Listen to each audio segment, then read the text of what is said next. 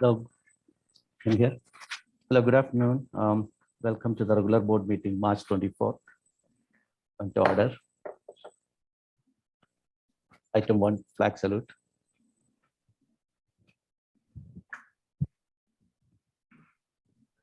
Allegiance to the flag of the United States of America and to the and republic for which it which it stands, under one God, indivisible, with liberty and and justice for all. for all.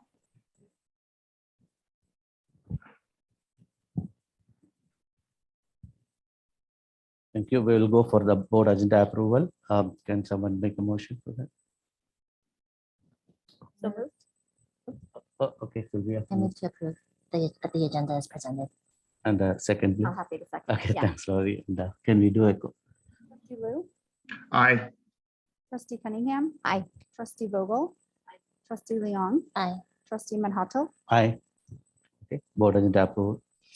So the next one is this is the public comment for the closed session. Do we have any public comment before that? Before the closed session? Yes, we do. We have 2 comments on closed session. Okay. Can we go with that then first? Steve Greenfield and Rajiv, if you could please raise your hands.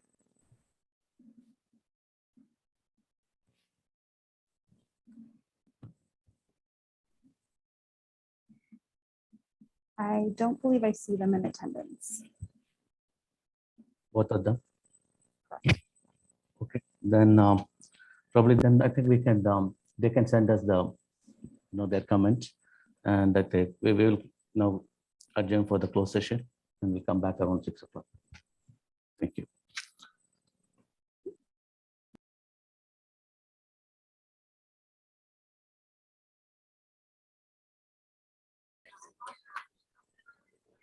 Okay, go ahead. Okay, so we are back from the closed session. You can gavel. Hello, everyone. So we are back. The session is back now. We are back from the closed session, and for us to report on the closed session, the board voted 5-0 to approve the settlement agreement for student 3-10-22A. Okay, thank you. So we'll go to the next one. This is the opening items, superintendent's report. Thank you. So real quickly, I just wanted to give a quick update on our COVID is that we are hosting a vaccination clinic on April 1st. We are continuing to do our testing 7 days a week for our community, as well as our weekly testing at the school site. So just wanted to give that quick update. We've made our shifts in our guidelines, strongly recommending the mask indoors, but no longer requiring. So all of that is in place at all of our school sites. The other piece, obviously, I do want to acknowledge that there are many teachers here in the room and outdoors attending the meeting tonight. And I think as a superintendent, as an EC, and as the board, we've continued to recognize that there is a need to provide a competitive salary, and that we are wanting to retain our quality teachers. We're wanting to attract new quality teachers and continue to be able to provide that exceptional education to all of our students. And so that has been our intent all along. And I do respect and honor the work of our negotiating teams and know that they're actively meeting. So just again, wanted to acknowledge everybody that here is in the room and many more outdoors behind me as well. And so that is my short report for tonight. Thank you, Mrs. Yeah. So we'll go to the next one. Do we have anybody from the employee organization side? Erin? Yes, we do. We have CEA President Kai Brown. If you could Okay. please make your way to the podium. Welcome, Kai. Thank you.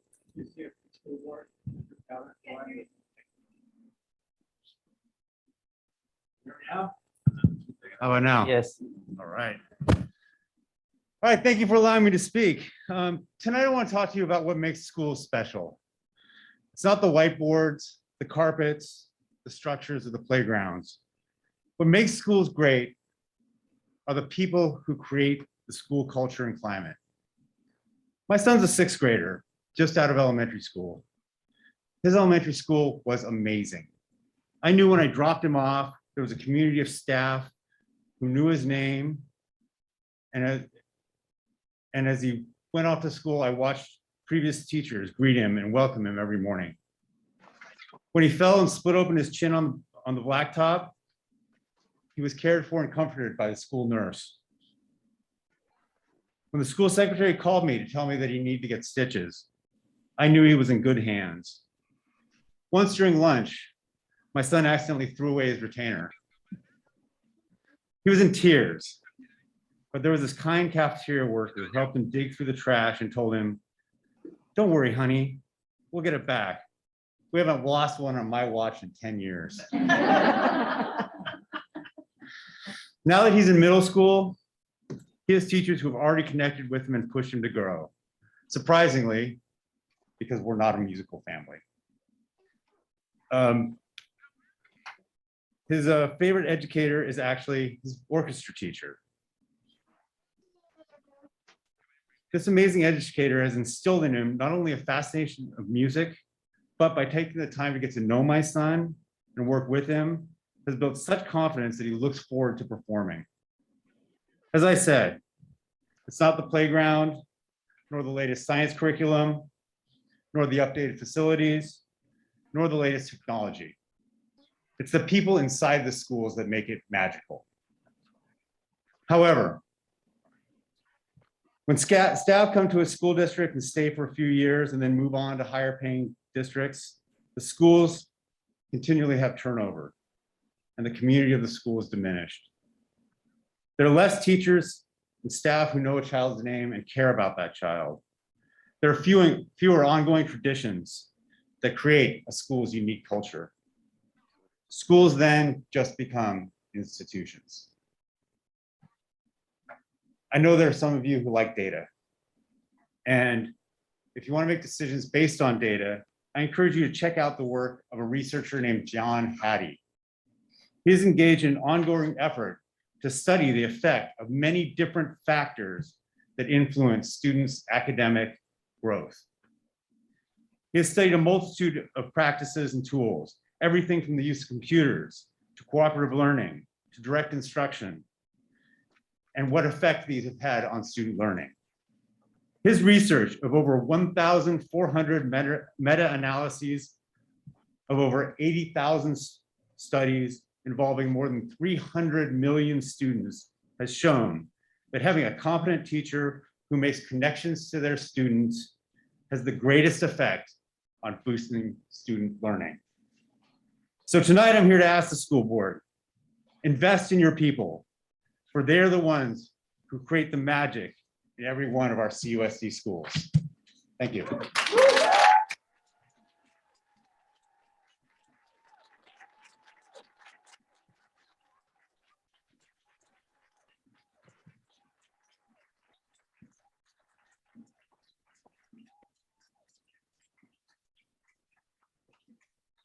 Thank you, Kai. Do we have any other? No, we do not. Okay, thank you. Then we will go to the public comments. And this is, these public comments are not, the items not in the agenda. Okay, so as we have been doing the first 20 minutes, we take the public comment, okay, whatever we can. And the remaining will be the end of the session, basically end of the last agenda is item. Okay, the first 20 minutes we'll be taking the comments. So how many comments do we have? How many requests, Erin? Yeah. 17. Okay, so 2 minutes each. Okay, you are Jerry. Yes. Okay, good. So we will have 2 minutes, and Erin will call the names. Then first 20 minutes. So roughly, probably, 8 to 9 comments we should be able to take. Okay, and after that, this is last few meetings we have been following that. Thank you very much. Then Erin, can you start? Becky Appreciate it.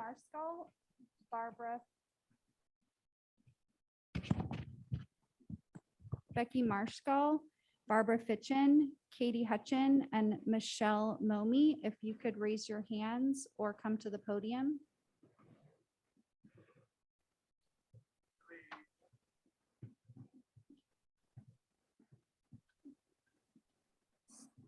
So we'll begin with Becky. Becky, I'm going to promote you to a panelist so you can turn on your video as requested.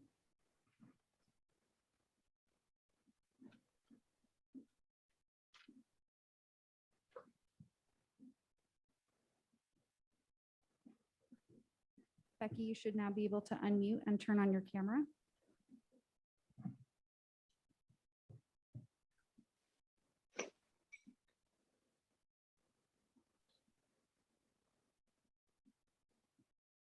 Hi, okay. Hi, I'm Becky Mariscal. I'm a middle school teacher here in Cupertino, and I'm here to ask the board to adjust its priorities in the budget to fund teacher raises. We know that our students need more support than ever, and we know our teachers need the time and stability to do that work. At CUSD, our teacher salaries have dipped far below neighboring districts, and our educators are looking for better wages elsewhere in order to be taking care of themselves and their families. We know our students deserve a stable, well-compensated, and well-supported teaching staff. We know that there is money in the budget to be allocated to our teachers who do so much for our students, and we're asking CUSD to prioritize teachers and students now. Thank you. Thank you, Becky.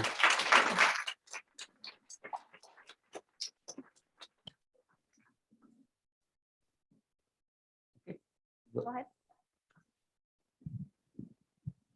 I'm Barbara Fritchen. I teach at Eisenhower, and I've been a part of Cupertino for the majority of my life.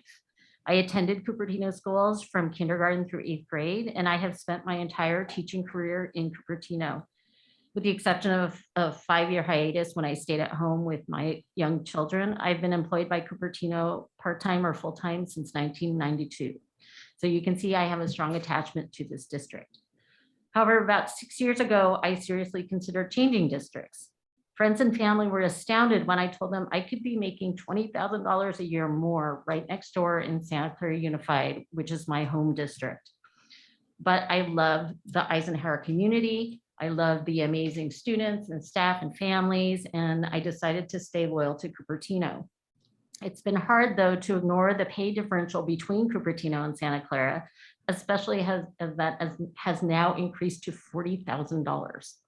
A 4th-year teacher in Santa Clara makes the same amount as I do at 21 years on the CUSD pay schedule. Though I have stuck it out with Cupertino, many teachers have not, and it's been disheartening to watch our district lose valuable and talented teachers to neighboring higher-paying districts. I understand that as a revenue limit district, we have faced budget challenges over the years, and we teachers have been patient through this. But now that our funding looks to be improving, I implore the district and the board to commit to substantial raises for teachers. Please show that you value our students by providing them with a stable staff. Please show that you truly do value us teachers and our loyalty by prioritizing funding for teacher salaries. Thank you.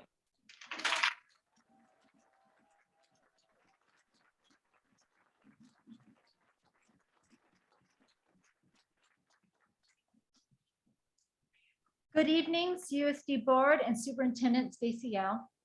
My name is Michelle Momi, and I just wanted to share what happened at Collins School when the Executive Cabinet visited us last week. Superintendent Yao shared that the district's negotiation team was working hard to give teachers an overdue raise. In response, our staff let it be known that we have heard otherwise. Most of us know of teachers in CUSD who plan to move to a higher paying district to earn a living wage commensurate with the cost of living in the Bay Area. The need to fight hard for a raise has made us feel undervalued as professionals. We held signs up to communicate our feelings of being overworked, burnt out, overwhelmed, broke, disrespected, exhausted, unhappy, stressed, unsettled, and exasperated. Afterwards, 17 brave individuals gave all of us a reality check as they shared their stories. Our young teachers admitted that if the district cannot provide them with a living wage, they will be forced to seek employment elsewhere. Then there were those of us in the middle of our career, some commuting from Milpitas, Redwood City, and as far as Gilroy. Why would we stay when we can have higher paying jobs elsewhere? Well, you see, Collins is our second home, where we have formed bonds of friendship that are hard to leave. Many are also working multiple jobs, are single parents, and or taking care of our own children with special needs. We as a staff were heartbroken to hear everyone's personal struggles. We may be one school, but we represent the multitude that is CUSD. I sincerely have faith in Superintendent Stacy Yao. When Collins needed a new principal, she listened to all of our needs and wants in a leader. She reassured us that we'd be very happy with Kirsten Johnson. She came through with her promise then, so I know that she will do right by us now.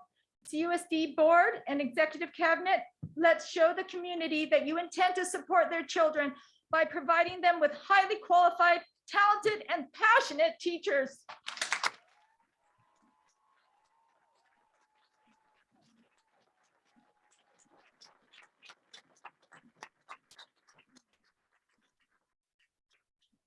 Hi, my name is Katie Hutchison. I am a third grade teacher at Eisenhower Elementary. I have been with the district for 13 years. All of these years have been spent at Eisenhower. I'm here to ask the board to adjust its priorities in the budget to fund teacher raises. I have watched as teacher salaries at neighboring districts have gone up, while ours has stagnated. CEA teacher salaries are well below the Santa Clara County average at every level on the salary schedule. To give you some insight, a second-year teacher for Santa Clara Unified makes as much as I do as a 13-year teacher for Cupertino. This is equivalent to almost $35,000. This is insulting on a personal and professional level.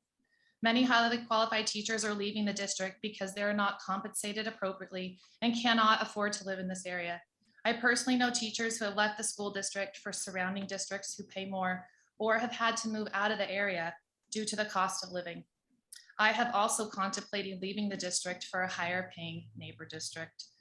CA teachers have been told to wait time and again, and we have for the time to be right for us to catch up with other districts. We know teachers desperately need to see the district commit to beginning to catch up work now.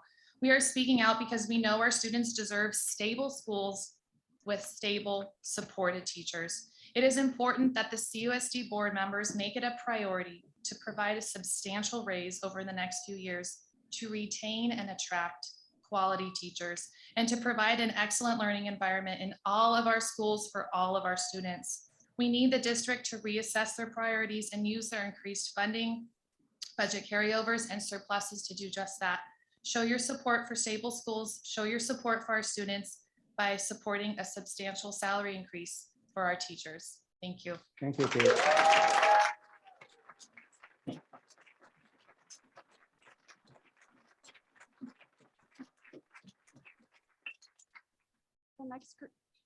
The next group of speakers is Devondar Reddy, Ian Jackson, Usha Kalanchalam, and CJ Durbin. If you could raise your hand if you're virtual or make your way to the podium if you are in person.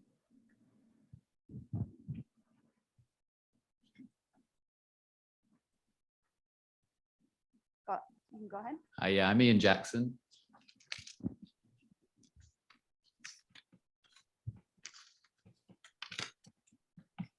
So I'm a parent in the district. So I'm here to outwardly state that Cupertino Union has failed the children in this district because it has failed its #1 asset, its teachers and other certificated staff members for so long. As a parent and educator myself, I know that teachers are the heart of a classroom, the heart of a school, and the lifeblood of a district. Without highly qualified, motivated, caring, compassionate, and experienced teachers, the district has nothing. Like the heartbeat, the pulse, the vital organ that brings life to everything, nothing works without them. No resource or material will be utilized effectively. No program will be implemented properly. No outside consultants will be able to make up for the knowledge and care of a valued classroom teacher. Valued is the key word. Your teaching staff and certificated staff do not feel valued by you. Time and time again, as this district has been fiscally mismanaged, as superintendents on exorbitant salaries have come and gone, as district office and administrative positions have bloated beyond need, the teachers and other certificated staff have been passed over and ignored.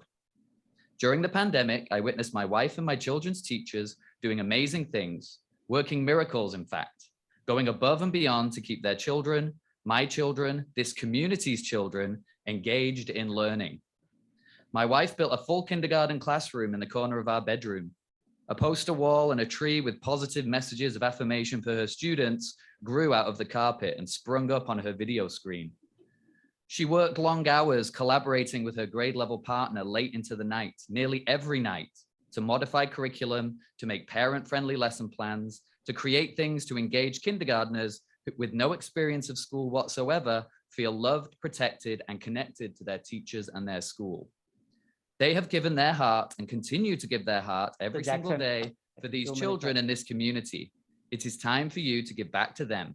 It is time for you to take care of your heart, go back to the budget, reassess, and pay your teachers what they are valued. Thank you. Thank you.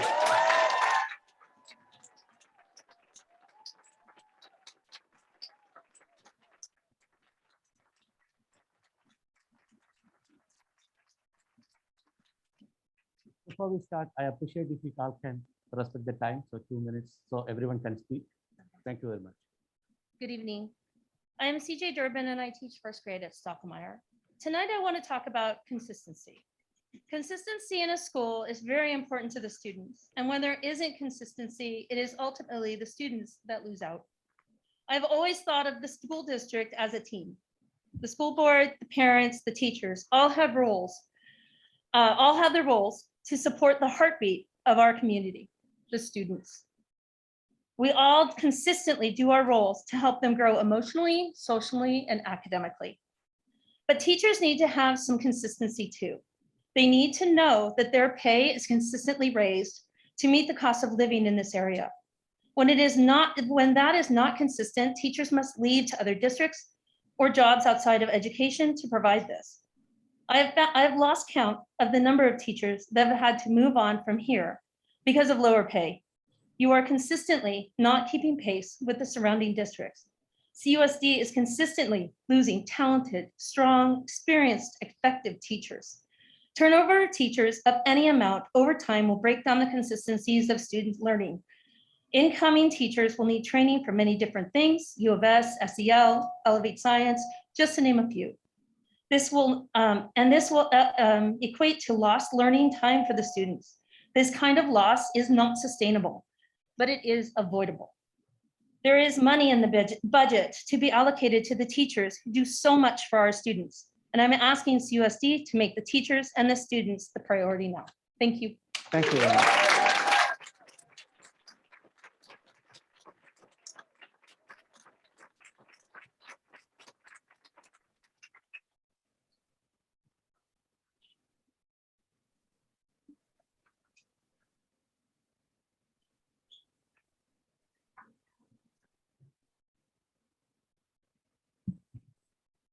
Hello, I'm Usha Kalachalam from the Hyde Middle School. Tonight, I'm here to ask the board to make teacher salary increases a top priority in the budget. It has been a couple of years since we got our last increase. I've been teaching in the district for 18 years, while teacher salaries in the neighboring districts have steadily increased. CUSD teacher salaries have not been adjusted. I chose teaching out of passion and desire to help the younger generation. However, my salary today is still below what I was making when I left the industry 20 years ago. Also want to share a personal story of my two kids who are college grads with 2 years of experience. Currently, they're earning 20% more than me. Our teachers desperately need to see the district commit to increasing our salaries now to retain and recruit the teachers we need. I'm speaking out because we all know our students deserve stable schools with supported teachers. Thank you for your time.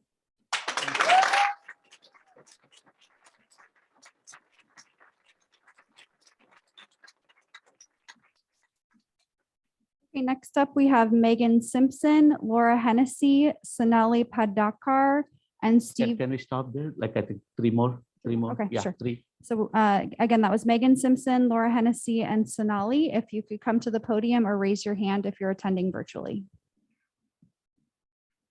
Go ahead.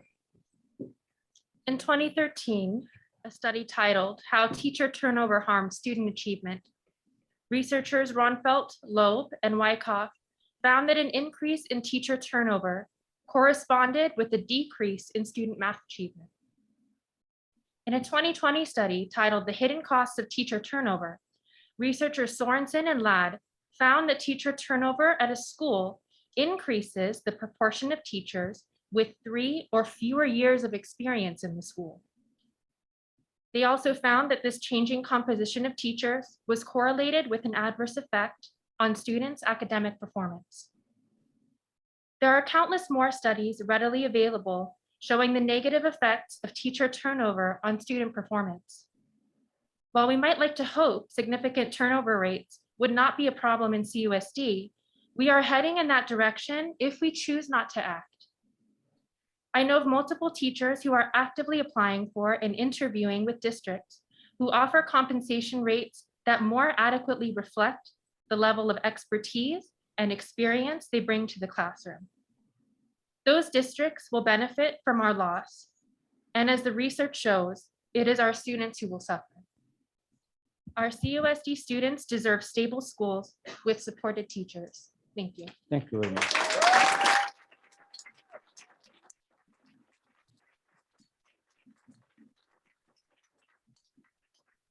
Laura, go ahead. Good evening, members of the board and executive cabinet. Once again, I would like to say that we teachers are grateful for everything you do for each and every one of us. At the last board meeting, I made a comment talking about what my colleagues are experiencing. This week, I would like to share a personal story of my own. Teaching is my life and I would hate to leave it. However, other circumstances may force me to. I'm currently working 2 jobs. One is a teacher, the other is a freelance translator in order to make ends meet. Because I work 2 jobs, I've been forced to put aside other life priorities, including getting married and having children of my own.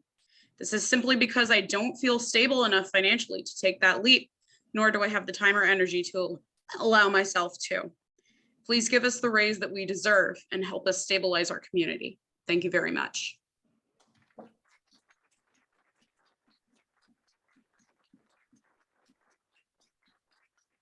Laura. Sonali, go ahead. Hi, my name is Sonali, and I'm a pretty president of Kennedy Middle School. I'm here to support our teachers. When we talk about the heroes of our society, we have to talk about teachers. Not only they guide students in academics and extracurricular activities, but teachers are also responsible for shaping a child's future and making him or her a better human being.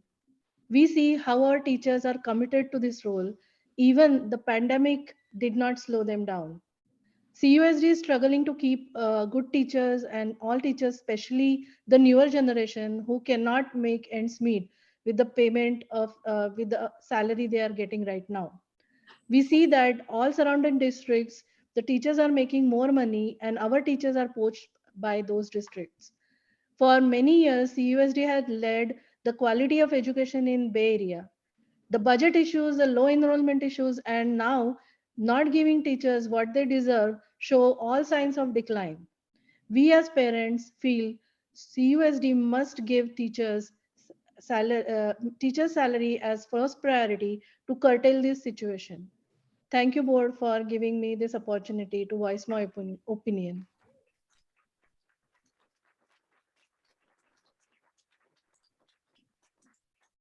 Okay, so our first 20 minutes is over and we have covered 10 You're all speakers. teachers, they're all here. I don't know why this rule has changed. We should really be hearing all teachers. There's so many teachers who want to speak. We get up at 7:30 in the morning and to hear us speak at the end of your meeting at 10 or 11 tonight. It's also disrespectful. I put forward a motion to let the teachers speak. So this is not, we just made the rule today, right? This has been like, last few. Last month, a ton of those teachers were speaking. I've listened to years and years and years of many, many hours of talking. I've listened to parents speaking. But suddenly as teachers are speaking up, I don't know why it's changed the rule. But right now you have teachers here, you send us away, we will feel disrespected. They want to speak.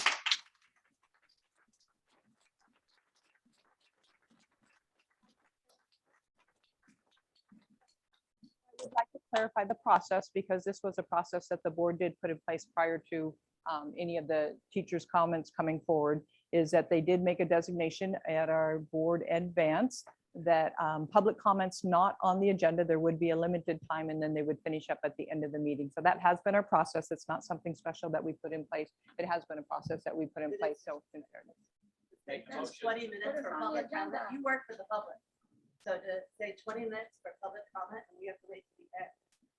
These are public comments not on the You agenda. can send us because you have that right, but it does have repercussions. I think that's how the procedure is. We will go with the procedure. Okay. Any comments? We'll go with that. Okay. Thank you. Then we'll go for the consent items. That's it. They would have said public comment. anymore. I got grading to do. Well, I have to get up by grading and testing. I'm trying to get some. You're paid by us, so this is what it. Oh my God. Thank you.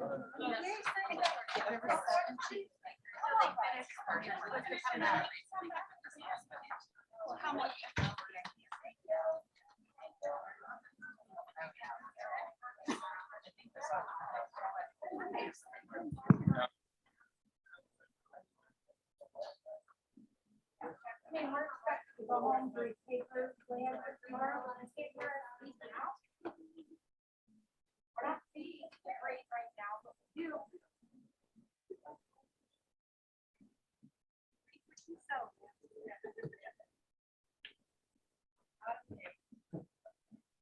You're losing your rookie teachers that are really good teachers.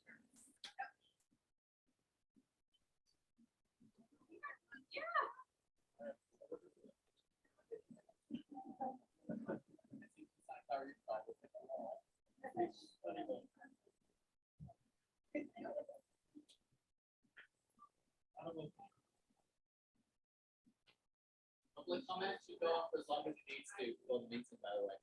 Might want to change that.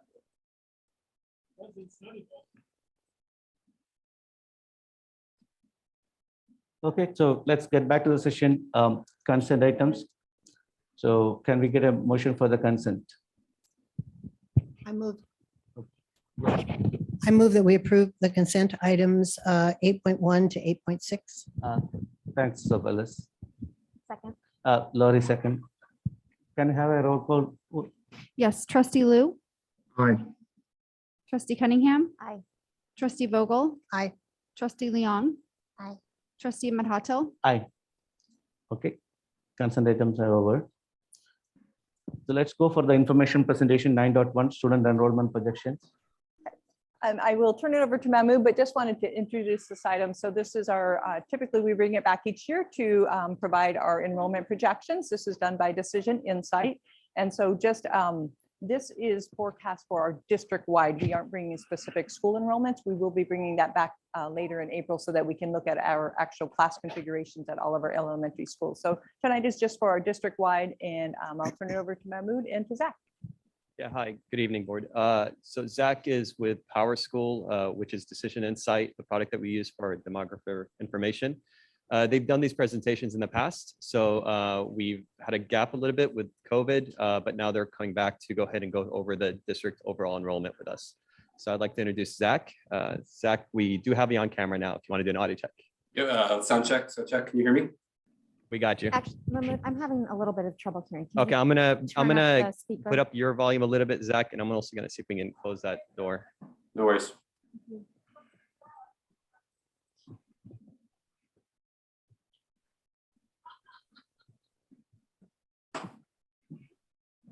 All right, you want to go ahead and test one more time? Yeah, sound check, sound check. We're good. Can you hear me? Yep. Thank you so much. Thank you, Cupertino Union Board, community staff. My name is Zach Worthen, and I'm here with Power School, formerly called Decision Insight. We're your district demographer of record, and I'll be presenting today on your enrollment trends, some new housing development information, and historical and demographic information about the Cupertino Union District. I have presented to you folks before, last time about 16 months ago. I see a few familiar faces. So for those of you who I've spoken to before, pleasure to be reacquainted. And again, thank you for allowing me the time to present to your board and your community. Just a quick agenda run through. I will be just introducing who we are, what we're here to talk about today, running through the demography data and trends of your district at large, not just the student body, but the community at large. We'll talk about your historical enrollment, what that tells us about where we're going, new housing development analysis. So that's how we integrate new residential construction into your demographic and enrollment trends. And then we'll look at that sort of the critical piece, that enrollment forecast, and I'll leave a bit of time for some questions from the board. Just a bit about us. Power School is the leading provider of cloud-based software in K-12. Decision Insight is an organization that's been existing in California for over 20 years. We recently joined the Power School Wheel and are excited to be providing a holistic set of solutions to districts like yourself. Personally, my name is Zach Worthen. I am your solutions engineer, boundary consultant, lead demographer for the predictive enrollment analytics tool. I've done boundary and enrollment work across the country, working in Portland, Oregon, the New York Department of Education in New York. I work for the UN Development Program doing public health research. And right now, what I primarily do is boundary and enrollment analytics for districts around the country, helping them solve the enrollment challenges that come up, especially in light of the COVID pandemic and demographic shifts across the country. So we're going to jump right into some demography and data of your community at large. So just a quick note that we're talking about the the residents of the area covering your district, not necessarily the families or students who live in your district. This is the demography of the community at large. Your boundary has displayed a fair amount of historical growth over the last 20 years, but as you'll note, those trends in 21 and 26 are definitely leveling out, about 145,000 residents in the area covered by Cupertino Union. This leveling of population does disguise the fact that we will see a contraction, as the future slides will show, in that student population. This is not an uncommon trend, especially in LA County and in the Bay Area and areas, the urban areas around the country, as we see consistent demographic lines with student bodies correspondingly shrinking as families wait longer to have children, have smaller families, just different factors come into play that cause a shrinking student body with a stable population amount. Looking at the demography of your racial and ethnic breakdown of your district, this has not shifted dramatically over those last 20 years. So we're really just looking at a point in time for that racial and ethnic breakdown. What we're looking at is right now. Again, the community is about 60% Asian. That has moved only 1% or so over the last 2 years. So we really haven't looked at, or even the last 15 years, so we really haven't looked at multiple year data points for that. You do have a large minority of white students, and then Latino, Pacific Islander, American Indian, and Black families making up the balance of the community, and then some other designations of less than 1% filling out the rest of your district population. So what we just looked at was talking about your community at large. What we're going to focus on primarily today, obviously, is going to be your student enrollment. So what we're looking at right now is historical enrollment analysis. So what this 4-year graph is showing is a contraction of grade bands within each cohort and the district at large. What each of these means basically is that we're taking the total number of students at any of those cohort levels or in total in 2018, and then looking at the current enrollment in 2021. So the fall of 2018 to fall of 21 enrollments, and look at the corresponding size of those two enrollments. What we'll see is pretty standard number across the district, as almost all of those cohorts, and in fact, the district at large, are just above 80% of the size they were as recently as 2018. Now, obviously, we did have the COVID pandemic come into play, and there was a hope among a lot of districts across the country that we would see a greater bounce back from those numbers in 19 and 20. That has not materialized in a lot of our major urban districts, including Cupertino Union. So we do see that general decline, seeing the contraction of the CUSD enrollment along with demographic trends across the state of California. What we're looking at right here is what we sort of call our replacement, our change from previous year of exiting cohort to an entering cohort. So that line in the middle is boxed. What that's basically showing is the corresponding size of your kindergarten class that's entering in a year placed against the matriculating 8th graders that same year. So in essence, a number of 100% would be the exact same number of kindergarten students were coming in as 8th graders leaving. There obviously could be a bit of variability in that as changes happen at, entry level grades, potentially at 6th, or just changes in overall enrollment. But a small number of that 8 to K replacement number is a key indicator of a contracting district. This is just that information in greater detail. So what we're looking at is that 8 to K replacement number. So as we saw those 80%, 70% numbers, what you'll see, for instance, as we look at the 2020 to 2021 change, is we had 1,874 8th graders matriculating out of the district, replaced by only 1,300 kindergartners. As we track that 1,300 kindergartner cohort through the grade, even if it grows a bit, historic trends show us it's not going to get back to the size of the 8th grade leaving one. And so if you track back, this is just breaking down that 8 to K replacement number in a bit greater detail. So just looking at some of that enrollment analysis, we have a few different ways that we're looking at this right now. The transitional kindergarten was a piece that we're going to touch on a great deal more in enrollment projections, because there's a great deal of change in how transitional kindergarten is going to be handled across the state, and certainly at Cupertino Union. In our forecasts and everywhere throughout California, we are expecting a great deal of growth in TK programs as that TK expansion happens. The way that the TK programs are modeled in our enrollment projections, which we'll look at, is expanding as that eligibility pool grows, as the clock moves back, as more months are, as more students with their birth month are eligible for that transitional kindergarten. The full year 4-year-olds will be eligible in 2025, at which point we expect to see a leveling off.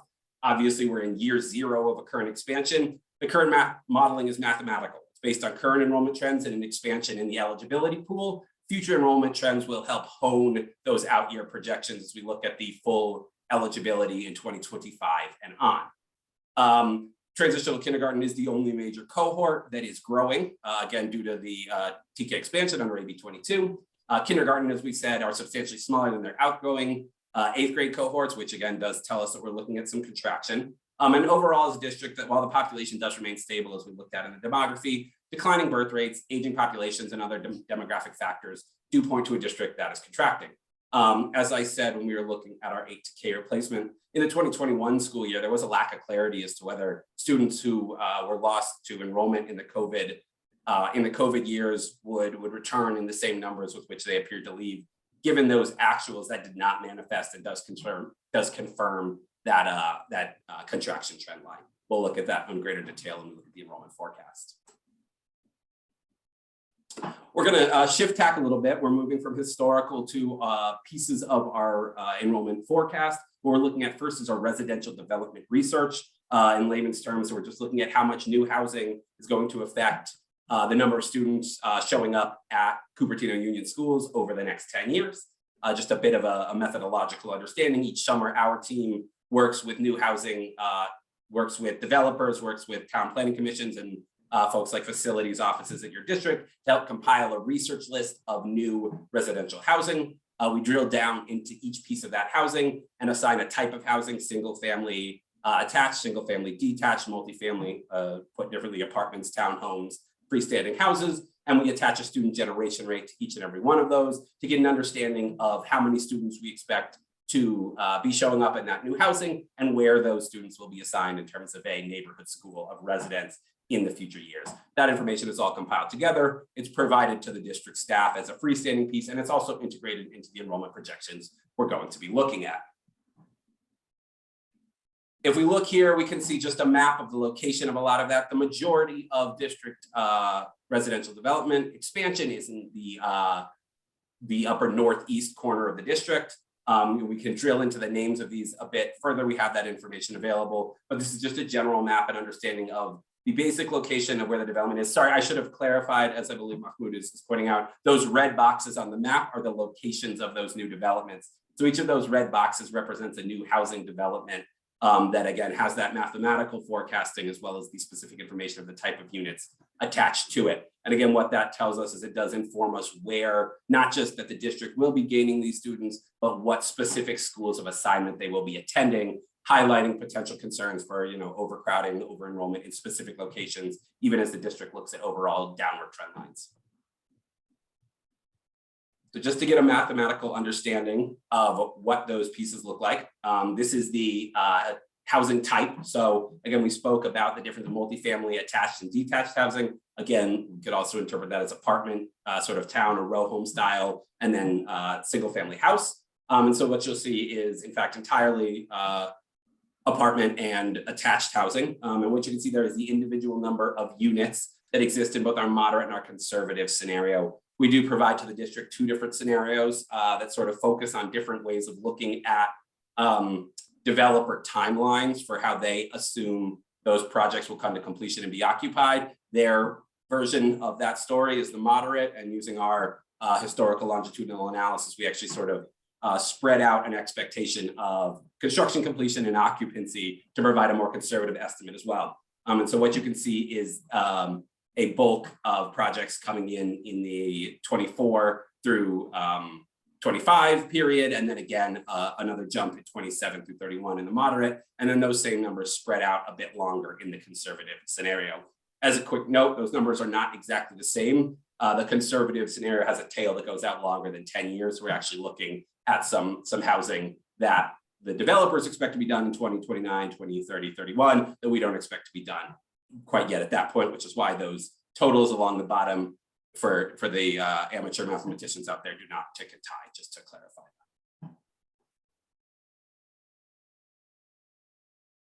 So the other critical piece is not just understanding how much housing is coming in, but the number of students generated from that. Again, we'll speak about student generation rates in a moment, just to make sure that the board and community understand the mathematical portion of this.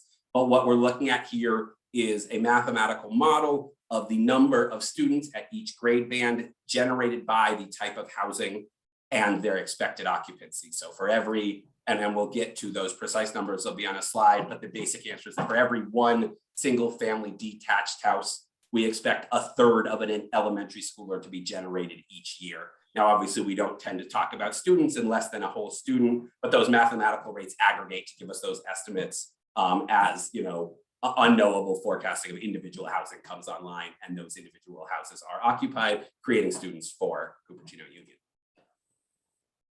So what we'll see here is the actual development projects. These are the active projects and the number of units that go with each of those projects. Obviously, the Hills at Valco is by far the largest individual project, larger than all the rest of the projects put together. It's obviously a long-term project that includes a lot of, you know, multi-use development in a very long timeline. So when looking at all of those numbers, you know, a lot of these are projects of, you know, 10, 20, maybe 100 or 200. The Stevens Creek Promenade is obviously a large project as well, but we're looking at some very different scales of types of projects when understanding the effect of that. And obviously the school boundaries that contain the Hills at Valco residences will need to be something that a board, you know, 4 to 6 years will need to understand the effect of that many new houses and new students coming in when those projects do in fact come to completion in those long-term out years.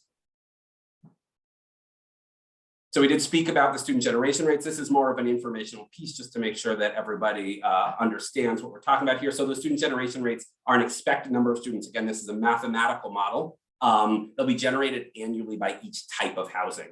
So we develop a generation rate for each of those dwelling types and each of the grade bands, and then apply that matrix to the number of units that we looked at before. So we apply those rates to the single family, to the multifamily, and to the detached housing, and get those student generation rates. Those student generation rates are broken out by a K-5 and 6A grade configuration. The calculated student impacts are aligned with the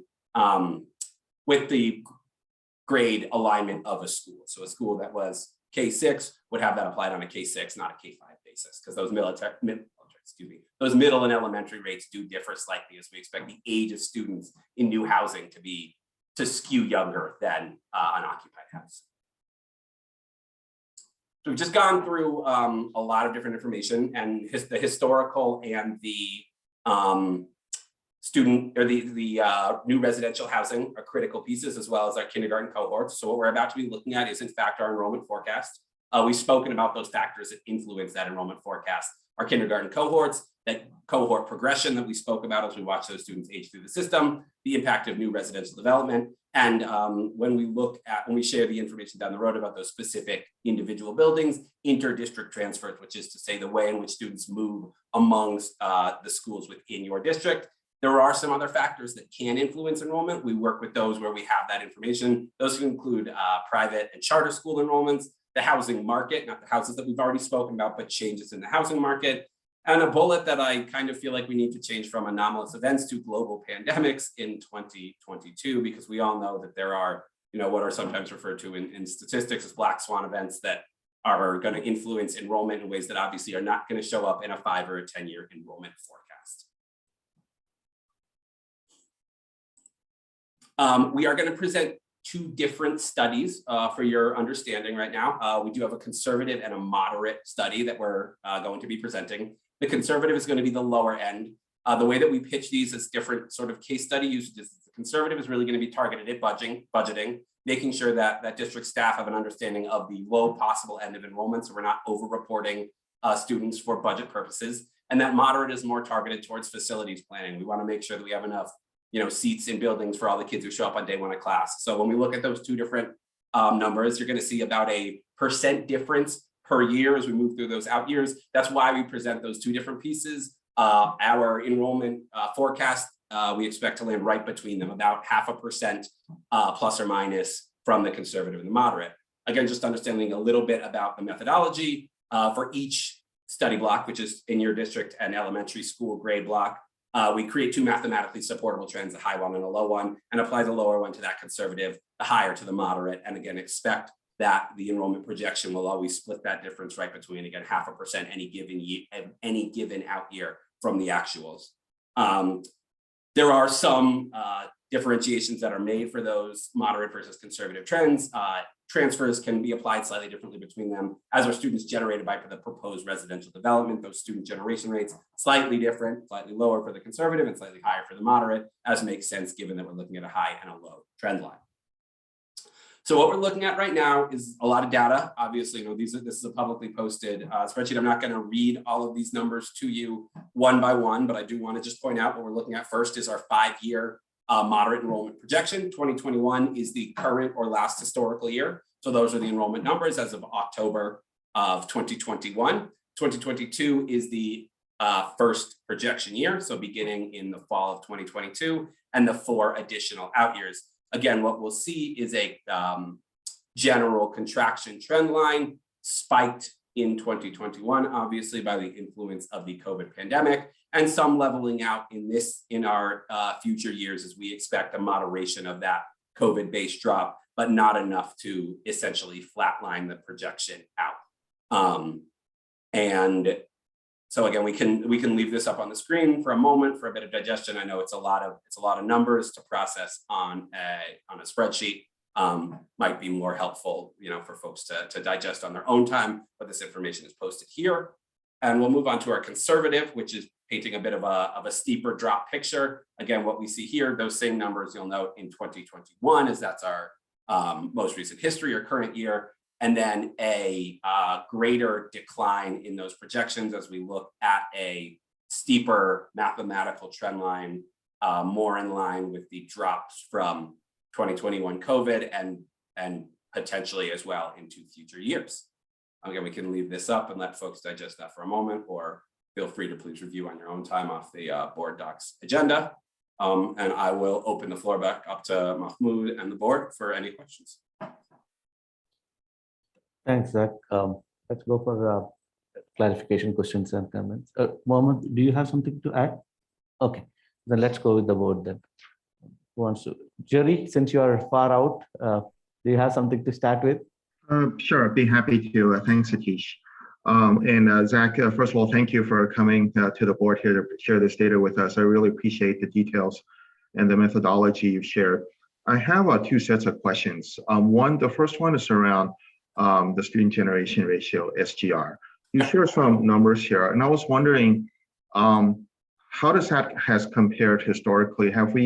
And then what is the projection looking like in the future? So right now we have a snapshot of what the SGR is today. How has it been historically? What do you see it being in the future? Could you speak a bit about the trends? Yeah, absolutely. So the student generation rates, not speaking as a matter of fortunate or unfortunate, the student generation rates are a reflection of the number of school-age children populating these houses. So, we work with several hundred districts across California. So just so you understand our methodology, we calculate those rates on a state-by-state basis. If districts want us to conduct individual student generation rate studies, we've done that as well. Generally speaking, the latitudinal studies across states are the most accurate, but what we have seen, and we redo those not every year, but every other year, we re-examine those student generation rates, and they are like our enrollment projections across the state of California, by and large, dropping. So the lay way of saying that would be, we expect any given new house in a district to generate slightly fewer new students in the future than it would have 5 or 10 years ago, because again, we're seeing those same pieces mirrored in our birth rates, and then even more than just the population at large, the school age population, and then even past that, the enrollment in our client district. So those SGRs, they're minute numbers. We're talking about hundredths of a percentage point per house, but when aggregated to a project potentially like the Hills at Falco, where you're talking about 2,500 residences, but maybe not for 5 or 10 years, our expectation would be that you are going to see fewer elementary school students from that than you might have seen from a project of similar size in, let's say 2000. Right. Right. No, thank you. I appreciate the detailed definition of SGR. I guess my question, I guess your answer triggered another question in me, which are these numbers specifically for CUSD, or are they for districts in Santa Clara County, or are they numbers for California? So our student generation rates are state by state. So the numbers we're looking at are statewide. Okay. We, again, as I said, we have done individual SGR studies at district's request. The honest answer that I would give you completely transparently is those studies usually, we go through the process of generating rates, and they are fractions of, they are hundreds or thousands of percentage point different from the statewide rates. This is one where the aggregated rates of that new housing, and again, keep in mind, this is new, we're not talking about the way that our methodology works. We handle house turnover in the way that we see students show up, right? So because they're not anomalous housing within the district. So this is new housing, and the economic profile of the new housing across the state shares more common characteristics, I think, than folks might expect. Now, having said that, where there are very unique scenarios, we have created individual student generation rates. The example that I can give without sharing a district is we had a large multifamily house, a very large apartment building that was used for, that a nonprofit was using for refugee resettlement.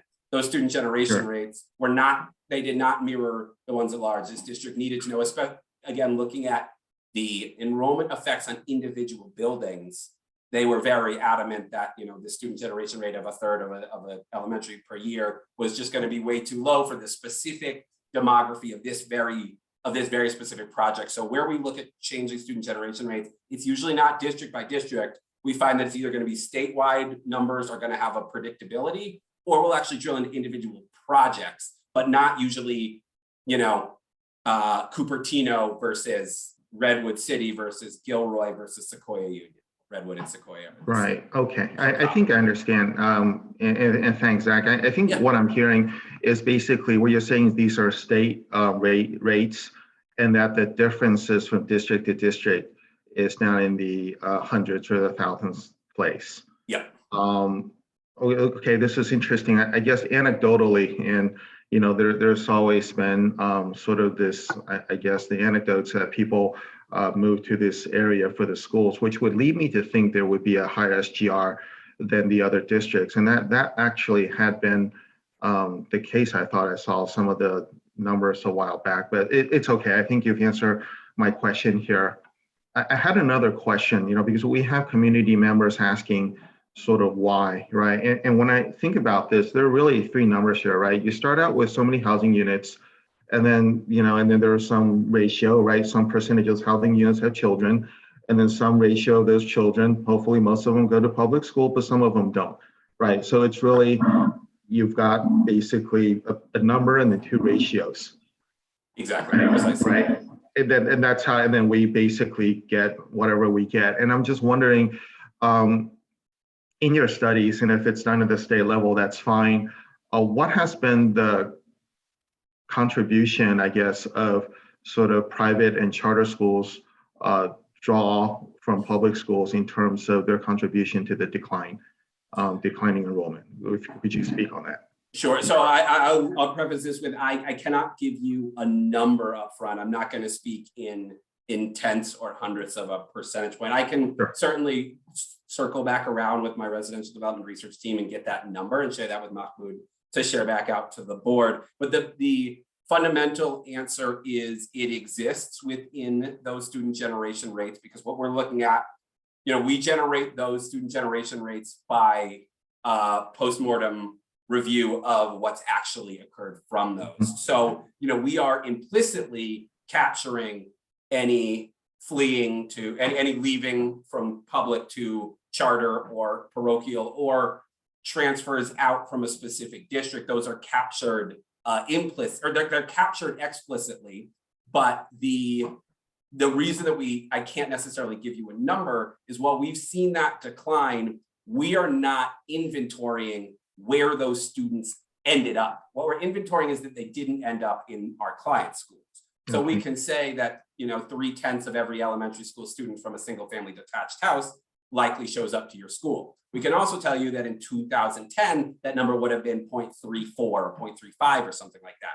What we can't tell you is whether that's a decline in the number of students purely, or where those students are attending, just that their portion of the whole is not showing up in our public student client districts, because obviously we don't have access to students who aren't part of our client districts. We don't have access to their student information to be able to identify where, Jane Smith, if she's not in a school that we know of, we just know she is not part of the student generation rate for a client district on those generation pieces. So it would beg our belief to say it played zero role.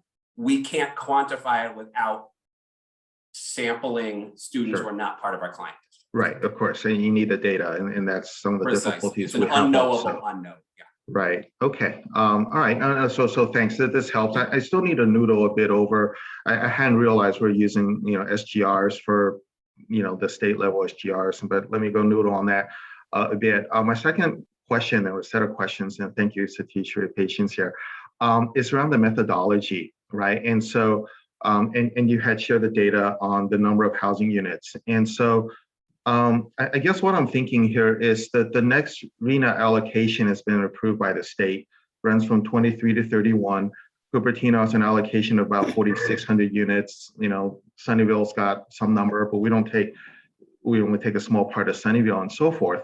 And so I understand in your methodology here, you're modeling, it looks like projects that essentially have been granted permits, but it seems like the next cycle is entirely in your forecast window of 10 years, and to model it as zero.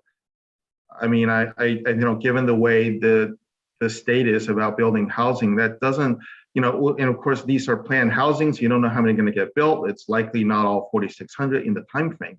But then modeling as zero seems to me to be overswinging it on the other side. I was just wondering if you could speak a bit about why the methodology is the way it is. Sure. So the methodology is the way it is because of the way we are incorporating the new housing into the enrollment projections specifically. So we have a great deal of experience working with districts on unpermitted or unfinalized housing. And our experience is that there is little enough predictability and such a high failure rate and no way of locating those within. So when we do enrollment projections, we're doing enrollment projections on a geographic area, a pretty small geographic area. We're trying to get an N of just, as close to 100 for each of our grade bands as we can to do those enrollment projections on a statistically viable piece. So we do those enrollment projections on as small a geographic area as we can. The reason we do that is because, and I can understand how when we present aggregated district-wide projections, you don't see that detail. But one of the critical pieces of the enrollment projection services we provide is school-by-school projections that facilitate staffing. If we don't have permitted locations, pretty exact ones, and a belief that they will get completed, which our experience tells us is only really bankable after permitting, then we cannot say with any level of confidence that 22 second graders will be showing up to this school, which means another section, which means another teacher, which changes the staffing formula. When we work with district staff, we do try to, keep that open dialogue to say what we're looking at is the knowledge that by 2027, we may be looking at, enrollment balancing questions or staffing changes. But our enrollment projection methodology has told us that it is too big of an unknown to base any school-by-school projections on. And if we can't do the school-by-school projections, obviously we always, there is a methodology where you could have a school-by-school projection not match up to the aggregate projection as long as someone could keep it in their head that they were using different methodologies. We're not in the business of doing that. And so that's why they have to tick and tie, because we can't put them into school-by-school locations. We can't really include them in a district aggregate either, other than to say there are possibilities of these housing down the line. So let's keep this dialogue open as we look at the 10-year projection, as opposed to those 1, 2, 3-year projections where we know none of that housing is going to be online before 28, 25, 26, 27. And if we were looking at conversations around building utilization, boundaries, enrollment balancing, we would certainly leverage that information to inform ideal capacities on those buildings. Okay, thank you, Zach. I think I understand. If I could rephrase it a bit, what you're saying is your methodology works at sort of at that school granularity. And so before you get line of sight into if a particular growth is going to be in a school area, you don't consider it in your, because I can see how any particular project. Would you go to the projection or the map? Mm-hmm. Yeah, thank you. Yeah, just again, so the locations, if we can't say that it's going to be in Stockholm-Meyer, we can't really assign those students to, is it going to be Nimitz or Stockholm-Meyer or Collins? If we don't know, we're not going to be able to tie those out on the bottom end. Okay, all right. Okay, thank you. I've taken up enough of your time. Thank you, Zach.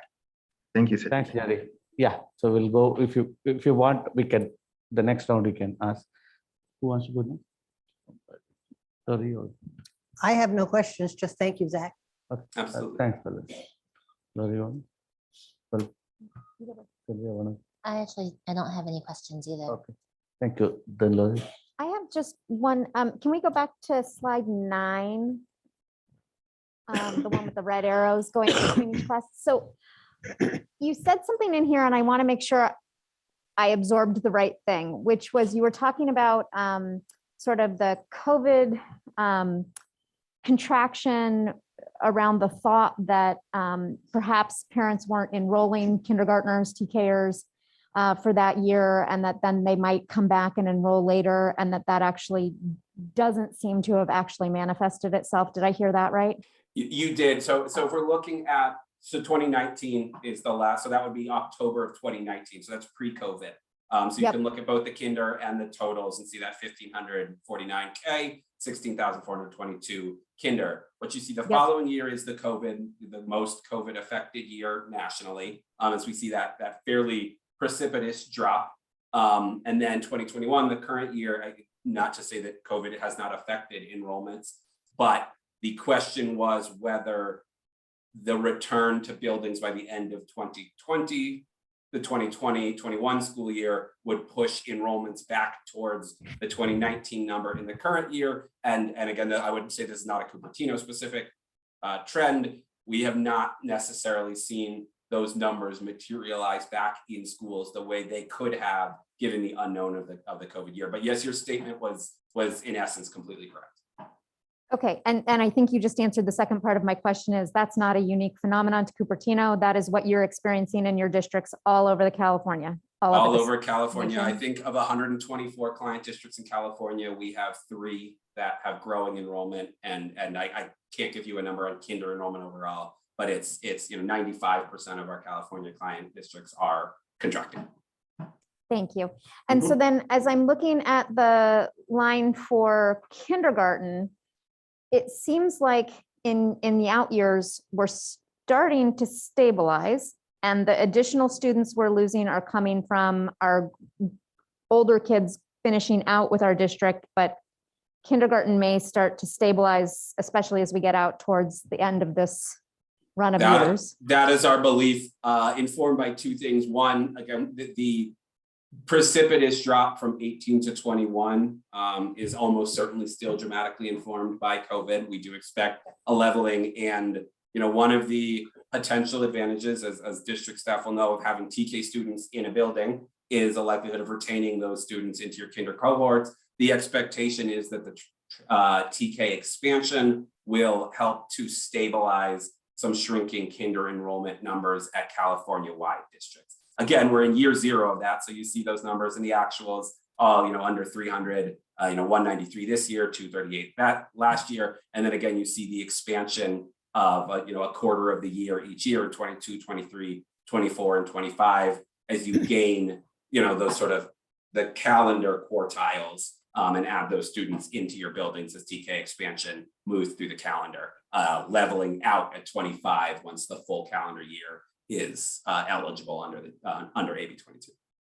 Great, thank you for that. And so then as I'm looking at this and I'm seeing that leveling out in the kinder year and I go up a line to TK, and you were talking about the fact that as the state completes that cycle of rolling up until all are eligible, would you expect to see that same stabilization in that TK number as we go forward? So both the K and the TK cohort would expect to stay relatively stable? Yeah, I've got to be completely transparent, which is something that everybody is facing with the TK expansion.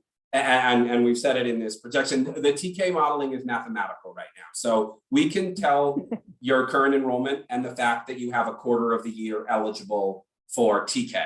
So what we've done is we've taken a quarter of the year and we've expanded the eligibility. So we've expanded the number by a certain percentage each year. What we can't tell is whether there will be sort of self-reinforcing cycles, right? There is a world in which a more robust statewide transitional kindergarten creates a need or an appeal for transitional kindergarten that doesn't just mirror the 2020 or 21 numbers, and that if the TK expansion hits not just its mathematical calendar expansion goals, but sort of its robust idea of it as a go-to for 4-year-olds in the state of California, that number will increase. But what we're looking at for those numbers are basically telling us that we're looking at historical opt-in. Yeah, exactly, that we're looking at 4 times the historical opt-in of this year by the 4th year of expansion. Great. Thank you very much for Absolutely. that clarity, and really appreciate the whole presentation. Thank you. Okay, thanks, Lori. I have only one question mainly on this student generation rate. Zach, like how frequently this gets updated? You said that it's a state level, this number, and because is it going to be staying for next 5 years the same number, or is it like every year you'll be looking into and changing it? Because we see that a lot. Yes, go ahead. What is that? Biennial. So we revisit the student generation rates every other year. Every other year, okay. Yeah. And you see a significant difference over the years, or is it because how do we get like kind of a comparison? Like is it went up or it went down, or what is that? So what you're curious about the rates in say 2012 as opposed to 2022, am I understanding? Correct. Yeah, because we are seeing a lot of new buildings coming, actually new development coming. If you see that the number of new units what is coming is very high versus this is much lower in terms of what's the real generation, right? So I'm just wondering then what would be the ideal number? Like when you will, if you want to get back to a 15,000 kind of number, this doesn't look like it's not feasible in the, at least in the immediate, a few immediate years, like kind of. Yeah. So I do not have those decline numbers off the top of my head. I can share them with CUSD staff to share back just as an open question. Again, I can tell you that those numbers have ticked down as their corresponding demography against state and countrywide has as well, but I do not have the fractions off the top of my head. I do apologize for that. Okay. The last one here is in the 13, slide number 13. If you go, when the moderate and conservative, when you're looking 2026, it shows that 0 here and in the first table, and the next one, it shows 384. I thought that the conservative will be lower than the moderate, and here it shows in the other way. So any reason? Yeah, so those are having to do with the timelines of the specific projects. So so again, what the moderate is presenting is the developers' statements of their belief of both timeline of completion and occupancy. So in essence, this is the developer saying, we believe that these projects will be done and occupied, not just occupiable, but occupied by this year. So this is just a fluke of the development timelines. There are no developers within, there are none of the large scale residential projects that are currently slated to be completed in 26. The reason behind that is that you have a few large projects that are timeline over the next 4 years. And then again, I believe that's almost entirely the Hills of Valco starting in 27 as they estimate that coming online. The conservative is smoothed out because what the conservative is our own methodological, mathematical, I would call it frankly, slightly more realistic assumption of the actual completion of that housing, and then its occupied status. So, developers, not to impugn development, but they have obviously for, investment purposes and for budget purposes, their goal is to produce the rosiest outlook of completion and occupancy. Our conservative estimate presupposes that those are frequently less than completely realistic in terms of when the families with their children actually end up in those units. So what those are is they're smoothed out. So again, the reason that the number in 26 is higher in conservative than it is in moderate is because the numbers in 22 through 25 are so much lower. So those are smoothed out throughout the years. And while none of your current developers claim that they will be occupying buildings from those projects in 26, our assumption is that there will be units getting occupied in 26 that the developer claims will be being occupied in 24.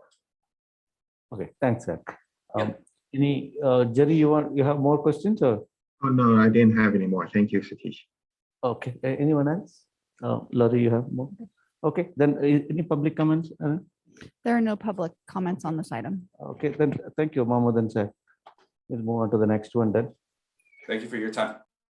Okay, so who's going to talk about the first education homeless children? This policy? I will. Oh, okay, thank you. So we have a new policy or a revised policy to present to you. This policy is a revision of the current policy based on change in law and also change in some of the references. We had references in our old policy to an administrative regulation that we actually didn't have. So Carrie Ito has spent time reviewing the policy. She is actually our staff member that works with our resources that support our homeless families. We have developed an administrative regulation also that the executive cabinet is in the process of reviewing. And so the changes in this policy really do just reflect law and a new AR that we will have sort of simultaneously to this process.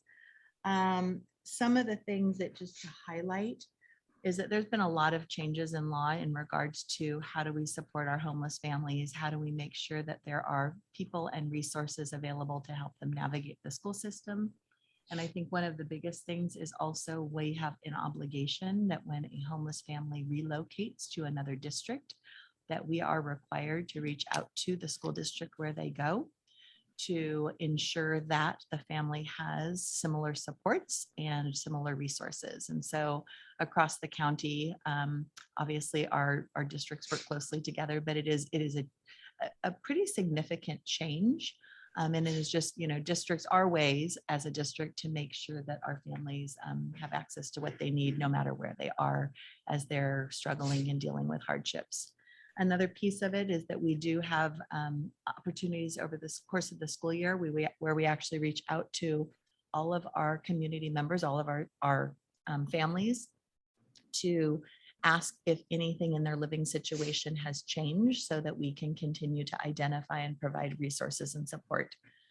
Currently, we have 16 homeless families that Carrie and the school sites are working with. Okay, so any questions? Jerry, we'll go in the same No. order. Do you have any? Okay. No, I had mine addressed during keyboard. Thank you. I have no questions. Okay, thank you. Okay, thank you. No questions. Thank you, Laurie. No questions. Okay, for me also no questions. Okay. Right, so if I could ask, would it be okay to bring it back as a consent item at the next board meeting? Yeah, sure. And is there any? There are no public comments on this item. Yeah, I think so. Yeah, that's fine. Right, you. all of you. Okay, since we don't have any questions and corrections here, we can bring it as okay. Thank you. So let's go to the discussion action item. The first one is approval for professional services agreement Terra Realty. So yes, good evening. Before I introduce a few guests here, I just want to preface that tonight the staff is bringing forward a recommendation for the district to contract with a property consultant to assist the board and also be a resource to our 7-Eleven committee as we continue to have discussions about the closing of our school close sites and looking at the properties and helping the district identify the best and highest value for them. And at the same time, we would like to look at all of our other close site properties as well. So the recommendation to contract with Terra Realty tonight is to be that resource for us. So I'd like to introduce two gentlemen here tonight, Scott Sheldon and Barry Schimmel, both with Terra Realty, and I'd like to introduce them to the board, and if they're here to answer any questions you might have in regards to the proposal.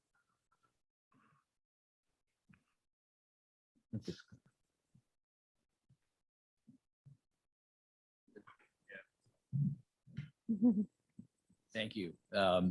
President, members of the board, my name is Scott Sheldon, Superintendent Yao, and Mr. Ju also. I'm president of Terra Realty Advisors. We're a real property company specializing primarily in public agency real property and specifically schools. We do a lot of city work, county work also, and asset management. Our specialties, again, are schools. We run the gamut from Ukiah down to Los Angeles, and are doing a considerable amount of work here in the Santa Clara area also. And that work really takes us to, looking at the assets that the district has. What can you do with them? What are some of the ways that the district might look at these properties and help you make good decisions, good defensible decisions in terms of how you're doing and what you're doing with your real property assets. So I'm available to answer any questions. Thank you. Leave open for the questions. Jerry, anything you have? Yeah, sure. All right. Thanks. Let's see, two questions. First of all, I think in the phase one and the deliverables, it talks about, I think it's somewhere, I'm looking for it now, about determining the value, property value range, deliverable number 4. Could you say a bit more about that? Or what do you mean by property value range? Is this like for sale or for lease, or do you speak a bit about that, please? Certainly, good question. So how we look at real property is based on, what you can do with that property, and what you can do with that property is a function of both political and economic and other considerations. So we, in terms of helping the board and the staff understand what it is, as an example, you may have a piece of property that has a certain value to it associated with being able to do something, whether it's a housing project or retail, whatever it happens to be. And it's taking a look at that and what the district can generate off of that in terms of making evaluation, whether it's worthwhile doing that or not worthwhile doing that. I'll also state that we also advise strongly all of our clients not to get rid of their assets. We do a lot of work and have been doing this work for a very long time.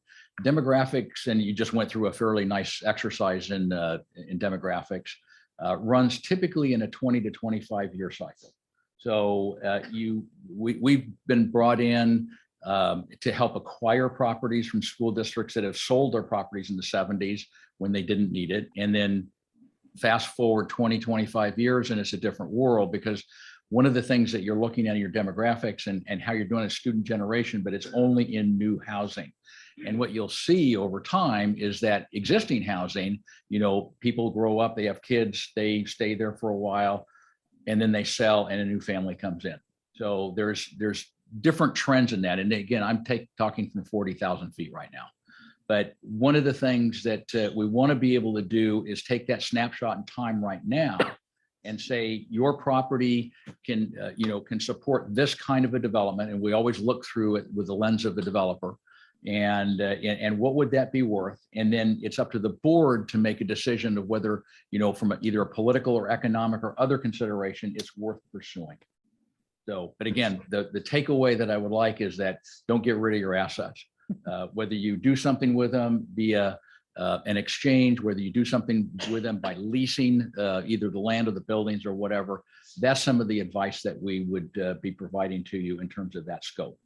The other thing, just to piggyback off of one of the other comments, is that both Barry and I have been doing this for a very long time. And we have been on 7-Eleven committees. We have served as liaisons to 7-Eleven committees. I've been staff to 7-Eleven committees. So we really can help, I think, a lot with your 7-Eleven committee in terms of focusing on what things are and then what they're worth and some different options in terms of what to consider. Okay, great. That was a very long answer. I hope that answered it, though. It did. Thank you. Thank you for that. My second question is actually for staff, and which is that this agreement calls for essentially studying 9 of our properties. And it seems like this kind of information is timely, right? You wouldn't want to do a valuation and take action on something, 3-4 years from now. So I guess my question is, why wouldn't we just limit the agreement to study the properties that we may want to act upon rather than just doing a study now and likely not taking action on most of them? I was wondering if you could share a bit of the thinking behind why we're listing 9 properties here in the agreement. Thank you, Jerry. As I mentioned in my intro, staff was looking at this as as an opportunity to take a look at all of our properties at the same time as we're dealing with our budget needs.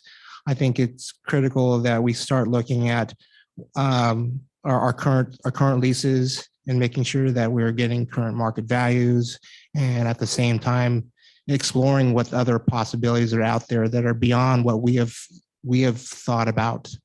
So really it's timing in terms of dealing with our current fiscal needs.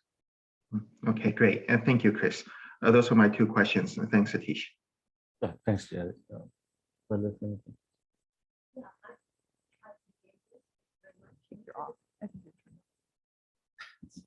I appreciate, thank you very much. I'm sure this is a question for Chris. I'm sure you're not the only company that does this. So have we vetted other companies as well? Are we going to hear from any others? Is this the only game in town? Tonight is staff's recommendation. We did solicit 3 informal proposals. So we had gotten a proposal from Volts. I think the board had seen that. And I had also gotten another proposal from DGS Strategies. The Volts proposal was probably almost 3 times as much. And the DGS proposal was about $1,000 difference between what the proposal is from Terra. So we did do our due diligence and we did get some informal proposals. Great. Thank you, Chris. That's good. Thanks. Thanks. That's it.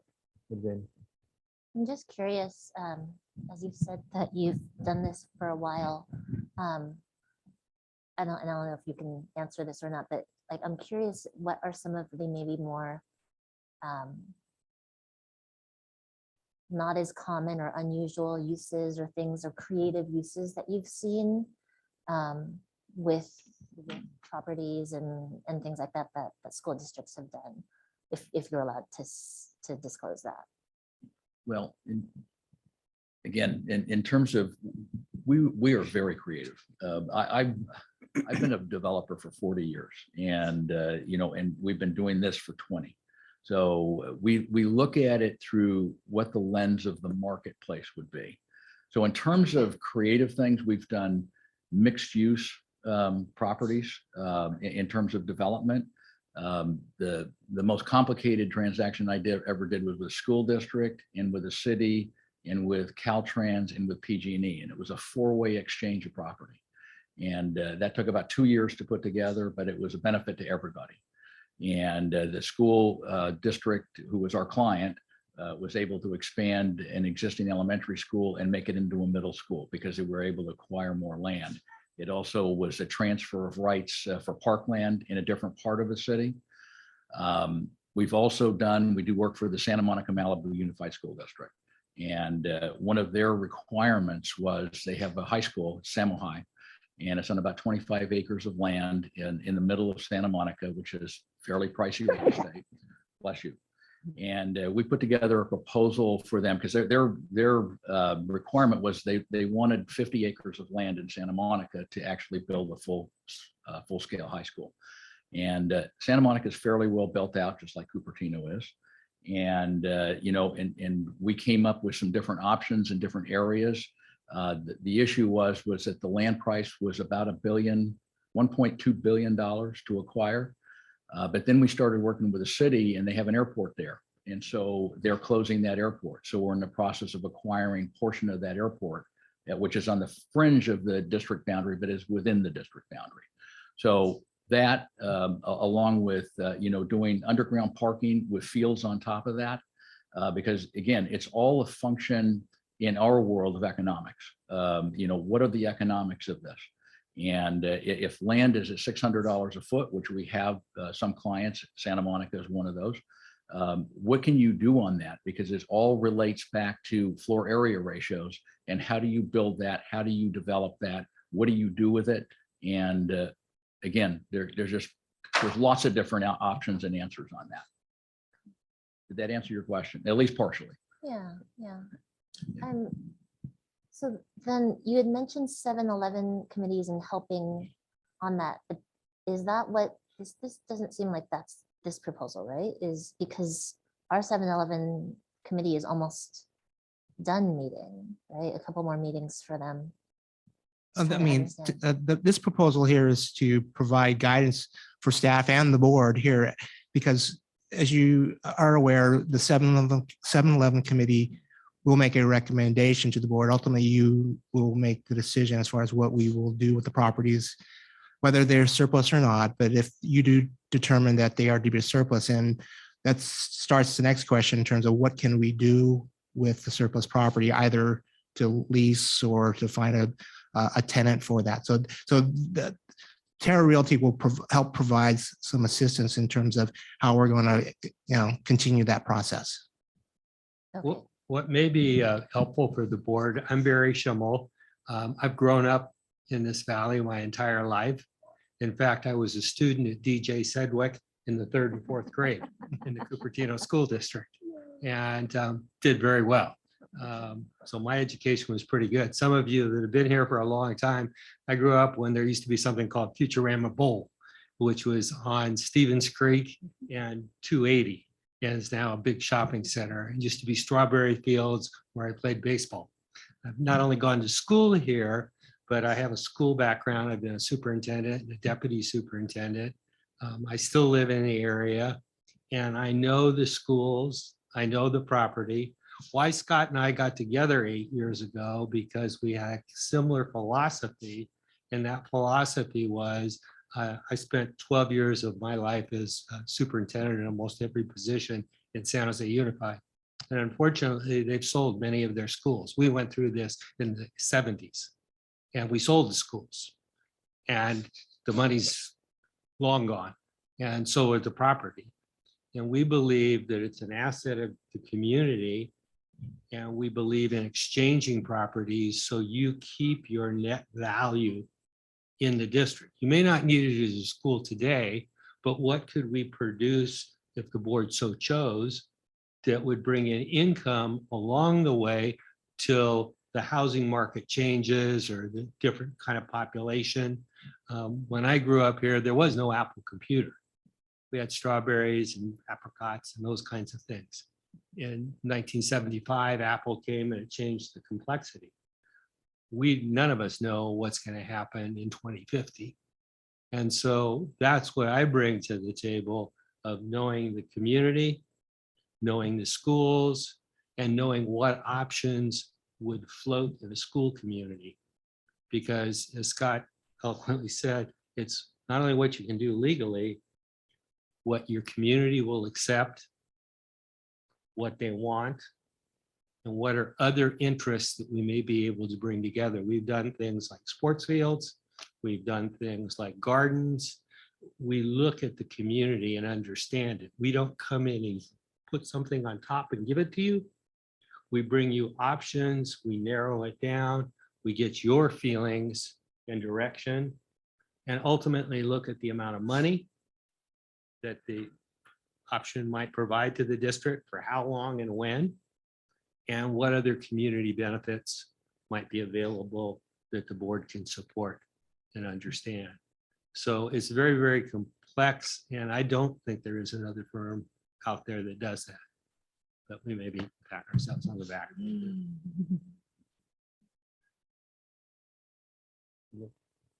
So phase 1 starts after 7-Eleven recommendations come through. Is that correct? We haven't determined that. I mean, we can certainly start phase 1 concurrently with the 7-Eleven committee. I see. Okay, so it's TBD at this point. Okay. All right, thank you. So I want to start with, is this partly coming from anything the 7-Eleven committee has asked for, or is there information that the 7-Eleven committee has asked for that this will help inform at all? Coincidentally, I mean, our last couple meetings at the 7-Eleven committee have now started into what are some of the possible uses. We're looking at the current zoning. And so I think as property consultants here, they can certainly assist the committee. And actually, I'm inviting them to our next 7-Eleven committee. So I think the timing is perfect. Okay.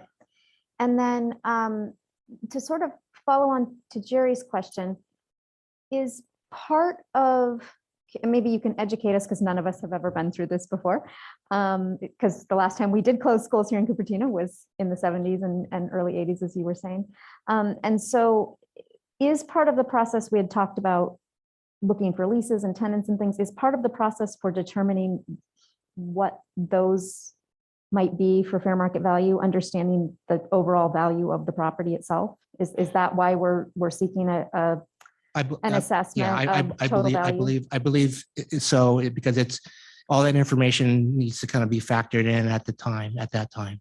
So getting sort of an assessment of the value of the property is about, are our current leases fair given the value of the property? Are new leases that we might be potentially looking at fair given the value of the property? Is that okay? All right, that's it for my question. Also Oh, provide sorry. you a comparison to what other districts. We do this work in several other districts in the county, so we know what a room in the Union School District might rent for, or the Evergreen School District, that are going through similar kinds of declining enrollment. Thank you, helpful. Okay, I don't Thanks, have any other questions. Yeah, so I have a question. It's more to you, Chris. So you said that it's going to be covered, even not just this newly available properties, even some of the properties what we are already, where our school is not occupying, but we leased it to somebody else, right? So even that will be looked at, or only the currently which is going to be available will be looked at? Let me clarify. So the proposal here is to focus on the upcoming closed schools, both Meyerholtz and Regnart, and also to include our current closed school sites such as Luther, Sarah, Nan Allen. Okay. And then also too, I mean, I shared with these gentlemen here that we do have some interest in trying to find a permanent location for the district office. So we're going to look at all the properties. So that would also include our Vista property as well. I think just as a reminder, over the last 2.5 years, we really have made that concerted effort to really look at our lease to ensure that we have that steady stream of revenue that's coming in that we're able to build into our budget. And, you know, as a staff, we've started to look at that, and we are looking at every opportunity. We know that in some of our declining enrollment campuses, we have available space, and what could we optimize for that space as well if we have empty classrooms because of declining enrollment. So I think, you know, just as a district, we know that that is one area. We have prime property. We certainly have no interest in selling that property, but how do we ensure that we have this revenue stream that's sitting in our backyard really that can help us with our budget as we move forward? Okay. Can I ask a follow-up? Yeah, Question that you please. just asked. Sorry, Satish. I didn't hear Montebello in that list, and I just want to make sure. Montebello on the list as well. Okay, because I know I had asked maybe 2 years ago, I don't remember, about was there any potential for like a land swap or anything like that with Peninsula Open Space up there? That's the kind of thing that this would explore too? Yes. Okay, thank you. Sorry, Satish. Yeah, no, it's a good one. I think Sylvia already asked a little bit, but I'll start asking in connection with the same statement. Actually, we have a 7-Eleven output, right? That's going to come to board, as well as Terra also will be giving a board. How is it actually going to be coordinated? Is it like two different input will be coming to the board, or where is it getting converged actually? Well, imagine this. And so the 7-Eleven committee will do its work and complete its work and make a formal recommendation to the board. At that point in time, staff could also be making further recommendations for the board to make some decisions on what to do with the property. So it's kind of, we want to give you all of the information and a lot of different proposals for you to entertain when that time comes. Okay. Thank you. So do we have any more questions? Jerry, any question? I don't have any more questions. Thank you. Anybody else here? Yeah. Actually, I think we should have had a motion actually, right? This is an action also. So it is a discussion action. So if you would like to take action, then we would need to have a motion. Okay, and then maybe checking for public comment. Yeah. There are no public comments Okay, on this thank you. item. So what do you all think? Should we be taking an action or should I we? wonder, It should come this back? is the first time we've heard it. Yes. There may be people out there in the public that want to comment that aren't there. Okay. Is there a sense of urgency here, Chris? Do we need to make a decision tonight? Could we postpone till the next meeting? I mean, we can always certainly postpone it. The only timing is that we were wanting to have these gentlemen actually attend the next 7-Eleven committee. I think that's on April 5th. And can you do that without our vote? I will ask them to participate pending the board's approval of the contract at our next meeting, I suppose. It's just a thought. I'm not going to dig in my heels on this. Yeah, I was no, just I'm thinking okay that. I think it's a been good our point what you protocol that brought. we don't do it the first time we hear it. Yeah, So yeah. We're okay. Scott, you are. I can answer your question. Yes, we'd be happy to attend the 7-Eleven committee meeting that I think it is next week or week after next, right? Yeah. Again, one of the things that in our experience is that the 7-Eleven committee is typically made up of lay people. And, and what we found in the past, and this has been more than one time, is there's recommendations that come out of that process because not the right questions are being asked.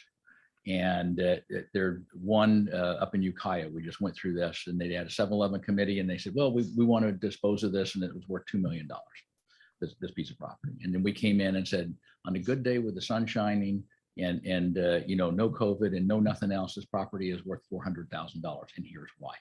And it was because it was in a floodplain, flood zone. It had limited access to water. And they didn't look at all of that. So what you get if you have an uninformed group of people, and I don't mean uninformed, but I mean somebody that doesn't have and is looking through that property from the lens of what the world is going to be looking at it from a development perspective, you're going to get information that may or may not be completely accurate. I'm not saying that's the case. I'm just saying that that's happened more than one time in my experience. So I definitely think it's valuable for you to give input to the 7-Eleven committee. My only concern is, do we violate the protocol by approving you tonight, or do we say, so go forth and visit with 7-Eleven and we'll vote next time? I'm just saying that I'm happy to attend that meeting. Yeah, I think whatever you decide, I'm Yeah, happy I to think do they that. need And the if kind you of advice defer that you that, offer. that's fine. But I'm happy to do that. Thanks for that. Any thought on this? Should we be bringing it back for the approval? Our next board meeting would be April 7th. 7th, yeah. advance. Yeah, but we can bring that. That's okay.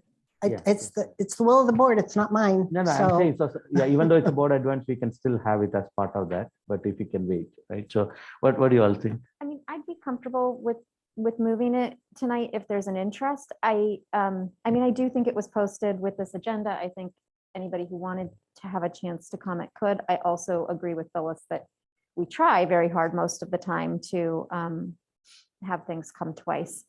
But if staff feels like it's better for us to, I do think due diligence was done. I do think we got multiple bids. I do think we have this need. So I don't think it's unreasonable to consider whether or not we want to approve it tonight, but we'll let others speak as well. Thank you. Jerry, do you have any input here?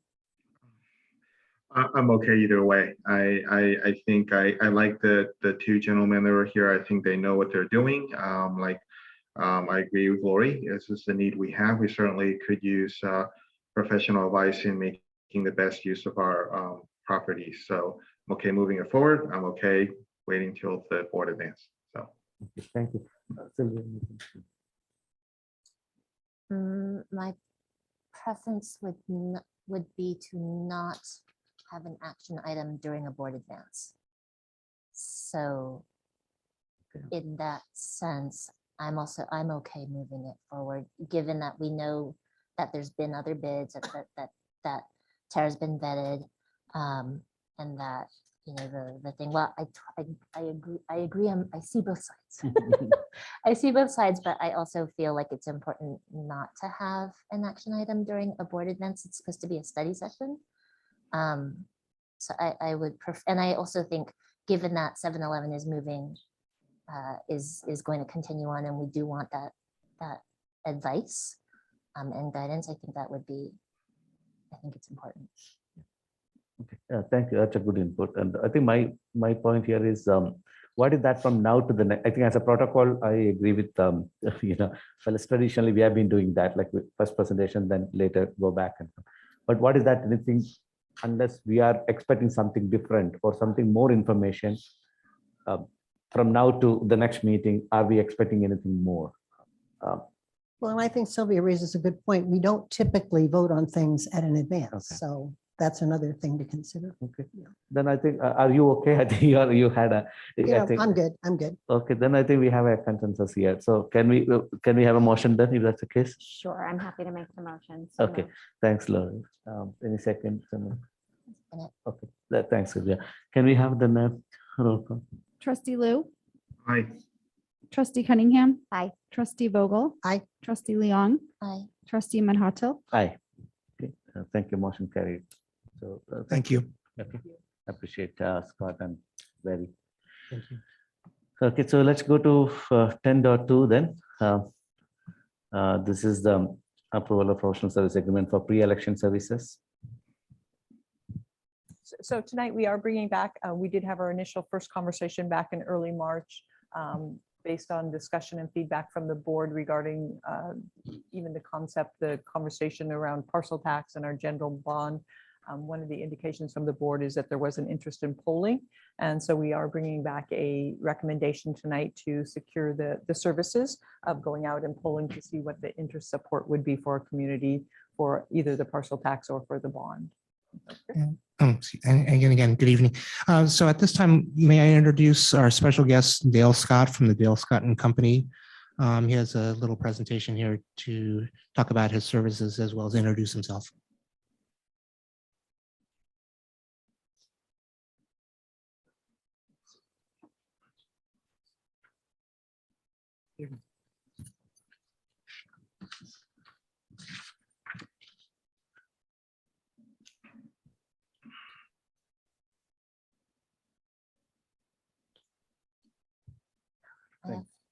You may start. Thank you. If I can get you to turn to page 2 of the presentation. I'm just providing just a little bit of background. I've always been told I have a soft voice, so I'll get this closer. A little bit of background. I'm not going to go into great detail on this. We are a financial advisory firm. We've worked for 35 years in this field. We work only in California, which I always tell people is like saying I only work in France. It is a big state. And we work only with school districts and community college districts, primarily as their financial advisor, although as you'll see tonight, we do a lot of other work with them as well. Our intent, even though I know this is a very limited engagement, our intent is really to build long-term financing plans that can help districts thrive for years to come. So for example, we have worked for many years with Eastside Union High School District in developing their financing plans. That's provided financing for technology, for building, et cetera, et cetera. We were just asked to come on for Alum Rock that wants us to build that kind of financing plan for them that'll continue on for years and throughout the state. I'm not going to go into any detail. So if let's turn, I have a little bit of information which will, I think, generate some questions. Let's turn to the next page, slide 3. What you see on the left-hand side is a chart of the turnout of voters in Santa Clara County. Now, the reason I didn't use the district information is it's difficult to get really accurate information on district, but I think this is a good proxy. You can see the dark gray are presidential ballots, the light gray gubernatorial ballots, the blue, dark blue primary elections, the light blue, the latest recall that we had of the governor. Voter turnout in a percentage basis. Why is this important to us? And I think should be to you. Voter turnout drives often success in both a parcel tax and in a general obligation bond. Now, I know you've done not a lot of elections on general elections. I'm going to talk about that. But in general, if you look at the data, which we have about 22 years now of voter data on school bond elections and school parcel tax elections, the most successful election date, period, is the presidential election date, hands down. Second most successful date is gubernatorial election. And then it ebbs off. Now, that doesn't really count districts with parcel taxes. For districts that are renewing a parcel tax, they've already have it in place, and they're asking for a renewal. By and large, it doesn't matter which ballot you're on. But for a new measure, be it a parcel tax or a general obligation bond, those high turnout dates are critical. The second factor that's incredibly critical is also on this slide, and that is the percentage of Democrats in the district. I mean, it's the strongest correlation there is. That's not to say that all Republicans are against education bonds and all Democrats are for, but by and large, more Democrats vote for those than do Republicans. And you can see, even though, interestingly enough, your Democratic registration is exactly the same as the state of California. So your average registration of Democrats is exactly the same, but your Republicans are not quite half, but close to half of the Republican registration. So you see this large category of other. By and large, those are, frankly, people that vote Democratic. They say, I don't vote for the party, I vote for the person, but the person is always a Democrat. So you have good demographics. Let's go to the next page. These are, I'm not going to go into all great detail. I do want to point out one thing. These are all the elections of the district for the past 20 years. Let's start about 10 years ago, May 3rd, 2011. It's in the middle of the page, and go over to column 4 and 5. That is turnout and vote yes. Now, this is going to be information that sounds like I'm contradicting myself, because these were all off-cycle elections, many special elections. Turnout 45%, I'm going to read from 2011, 45% vote yes, 70%. June 12, 44%, vote yes, 66%. May 14, turnout 34%, 78%. Sounds like I'm wrong. It sounds like I'm very wrong here. And you can go down here. March 3rd was a presidential primary, but it was a disastrous primary. Turnout was terrible. Turnout 51%. You got close to 60%. And then May 4th, a special election, turnout 33%. Vote yes, 59%. What does this tell me? Or what does this tell? Can you gather from this? Here's the takeaway in my experience. Special elections are great if everybody is happy. If everybody is happy, they're wonderful, because you only have a very small percentage of people turning out. 33% of the people are turning out. And for a parcel tax, you only need 2/3 of those 33% of the voters. And so you can really concentrate. I don't care if it's a bond or a parcel tax, you can really concentrate on your supporters and getting your supporters to vote. Off-cycle elections, when everybody is not happy, is very difficult. And that's because the people that are not happy with you do not need to get 2/3 of the vote. They only need to get 1/3 of the vote in a parcel tax. They only need to get 45% in a bond election to defeat you. And it's much easier to get a person excited when they're upset than it is to get them excited when they're not upset. So that is why I think there's been a change, not only with what's been going on in this district, but really statewide. There's just been a change in the voter attitude towards school districts. So I would propose two things. I'm going to talk about some of the opportunities, but I would propose two things. I would propose you look strongly at the gubernatorial election in November of 22. And you look strongly at the presidential election in November of 24, both elections. I would suggest that you do right now 2 voter surveys, one for a parcel tax, one for a bond. Now, we have tried to do these surveys together where we survey the same people about a bond and about a parcel tax. It just doesn't work. It's just too much information for them and it kind of flows apart. So we would have a one group only for parcel tax, one group only for the bond. From that information, we're going to be able to tell what should you do in November of 22. Is it better to put the parcel tax on that vote? Remember, gubernatorial elections have a smaller turnout, not quite as high as a presidential. Or is it better to do the bond first and the parcel tax second? Or is it better to do both at the same time? And we won't know until we see that data. You do have one unique opportunity here. You can see on page 5 that I wanted to draw your attention to. This graph is the current projected tax rate of the outstanding general obligation bonds that the district has. That's in gray. And you can see that those tax rates, assuming a reasonable level of assessed valuation growth, within a couple of years, those tax rates are going to fall off dramatically from $40 to less than $25. That will give you the opportunity in either 22 or 24 of going back to the voters and saying to them, we're not asking you to raise your taxes. We're asking you to extend the current tax rate that you are paying. And if you were to do that in the upcoming election, that would result in almost $270 million of additional bond funds. It is an extraordinarily powerful argument. I mean, you think of yourself and your own behavior. If a person says, I'm going to raise your taxes, sounds a lot less palatable than we just want you to keep on paying what you're paying today.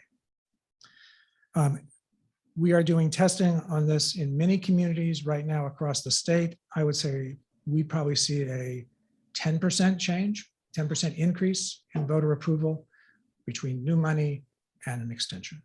So you have a lot of opportunity there. If we were to go forward, you can see on page 6, here are the very simple questions we're looking to ask. On the parcel tax, what's the best date to be on the ballot? And what is the acceptable annual tax rate for that parcel tax? And for the bond, same thing, best date, tax rate extension, does that work any significantly better than to do a new tax? And then what are the critical projects that are being supported by voters? The difficult story is on page 7. And that is, if I can have you look at the July, that's the third arrow in July 6th, deadline to file a resolution for a November 22 ballot. I think that could actually extend a little bit farther into July. That's an estimate date from the county right now. And I think as we get closer, that date will push out a little bit into late July. But you really have to move this forward now to get the information in order to make a decision on what strategy you're going to do, and then to take action to place that on the ballot. I assume that action would be in June. At that point, we go to the November election date, and it's ironic we now still say election day on November 8th, but of course it isn't the election day. The election day lasts a month, which starts in October, but that's the last election day. And then if you did a bond, the funds would be available in 2003. If you did a parcel tax and it was successful, the funds would be available in fiscal 23-24. And with that, I am happy to answer any questions you might have. Thanks, Bill. So we'll go with the questions, right? Before, so results are we expecting an action here before? I just want to make sure. So we did bring it as a discussion action just because of timeline. You know, we do recognize that we typically don't bring items to the board without having first opportunity to discuss them and then bring them back as an action. But just out of the essence of the time and knowing that we have the board advance, and so our next board meeting wouldn't be till the end of April, we were a little concerned with the timeline if we do choose to move forward and allowing time for the poll to take place. So should we then discuss, okay, should we discuss first, then propose one or the, how do you want? Should we do a clarification first then?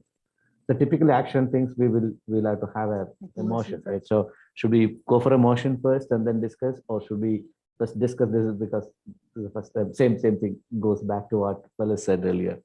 I just wanted to make sure that we are following the process. Yeah, because it is a discussion action. If you wanted to do clarifying questions first. Okay. I know that Chris and Dale would be happy to answer, or myself, and Okay, perfect. Then I think let's discuss that. Yeah.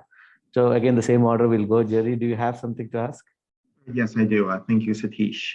And thanks, Dale, for a really good presentation. I think one of the better ones certainly we've seen on this topic. Question one, given the size of our district, how many households are you thinking of surveying, and what kind of sort of statistical accuracy can we expect from the results? We would aim to have both surveys have approximately 350 completed surveys.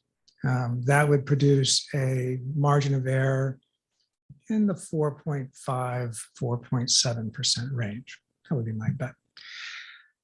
Now, I know that doesn't sound like many. The reality is in polling, if we do 700 households, it is not going to change the accuracy by much. If we do 100 households, it's going to affect the accuracy a great deal. So that's what we have found to be the sweet spot.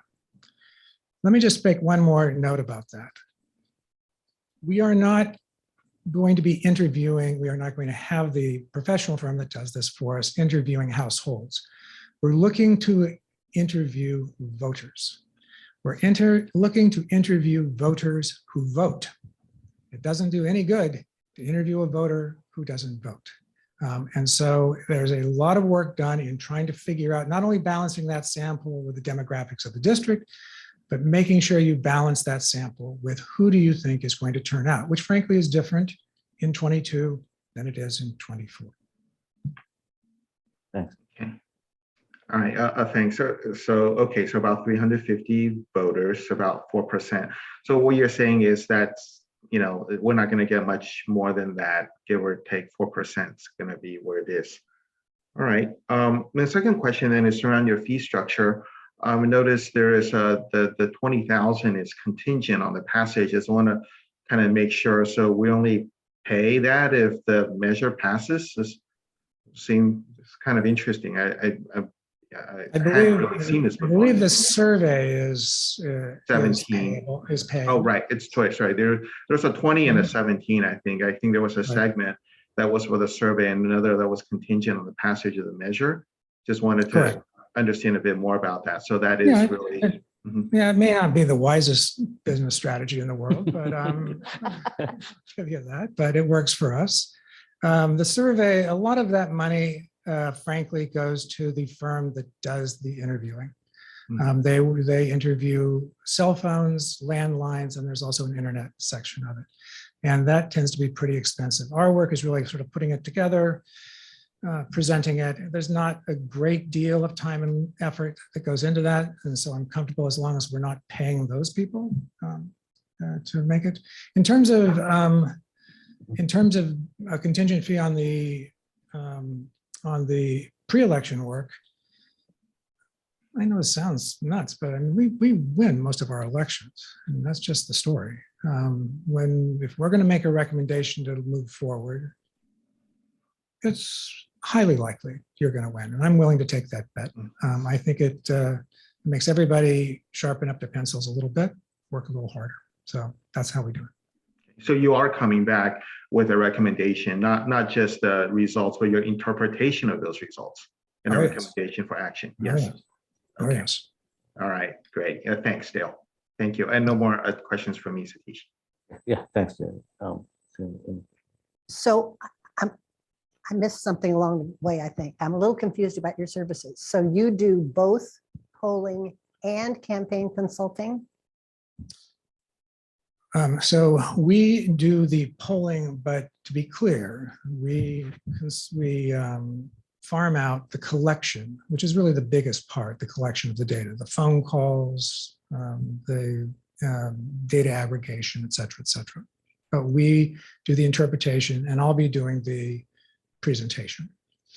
We do that because we found that that is a more efficient way for us to help our clients to do our main business, which is the financial advisory work after the election is done. Now, parcel taxes, there's some additional work that we do on those, but it's mostly bond work. The campaign advisory work goes into a couple of different buckets when you say it's campaign. And let me explain what I mean by that. In many cases, when we look at the data, we will say to the district, we don't think you need a campaign. We just don't think a campaign is necessary here. We think you should do an information campaign. We think you should communicate with the voters as the district in a non-advocacy way. But we don't think a campaign is necessary. And all of that headache and the committee and raising the money, et cetera, et cetera.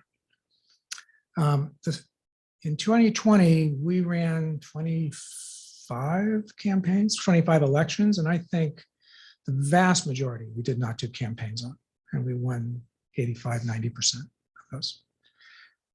Occasionally, however, we will say, you need a campaign. You know, you're going to have to actually run a real campaign here to make this work. And if you want, we'll assist with that, helping put it together. In some of those cases, however, we will say either this is really a tough one or this is really a big one. So Kern Community College District has somewhere on the order of 500,000 voters. I said to them, I think you need a bigger firm than us to do this campaign. I know you want to do a campaign, happy to help, but you really should probably go out and hire a different firm that really specializes in this. So our work usually falls in one of those three buckets. We come back and make a recommendation to you, and it would include A, B, or C. Perfect, thank you. Thank you, Satish. Okay. Can you clarify a little bit more about the post-election work in terms of the financing? What exactly is that? Well, the post-election work, if you have a parcel tax, is very low. There's not much work to be done in that, except to make sure the numbers are right. And typically, that post work for the parcel tax, we take a fee for assisting the district in putting those numbers together. But it's not anything that's anybody's going to take to the bank and get rich. The main work that we do is the actual assisting in the sale of the bonds in a general obligation bond, and that's serving as financial advisor. That is a fairly long process of acquiring underwriters, acquiring a rating, making sure the deal is structured correctly, making sure it complies with state law, bringing on lawyers. It goes on and on and on and on. You're not at that stage yet, obviously, because a decision hasn't been made, but that is the main part of our business. The survey research and the pre-election work are precursors to that job.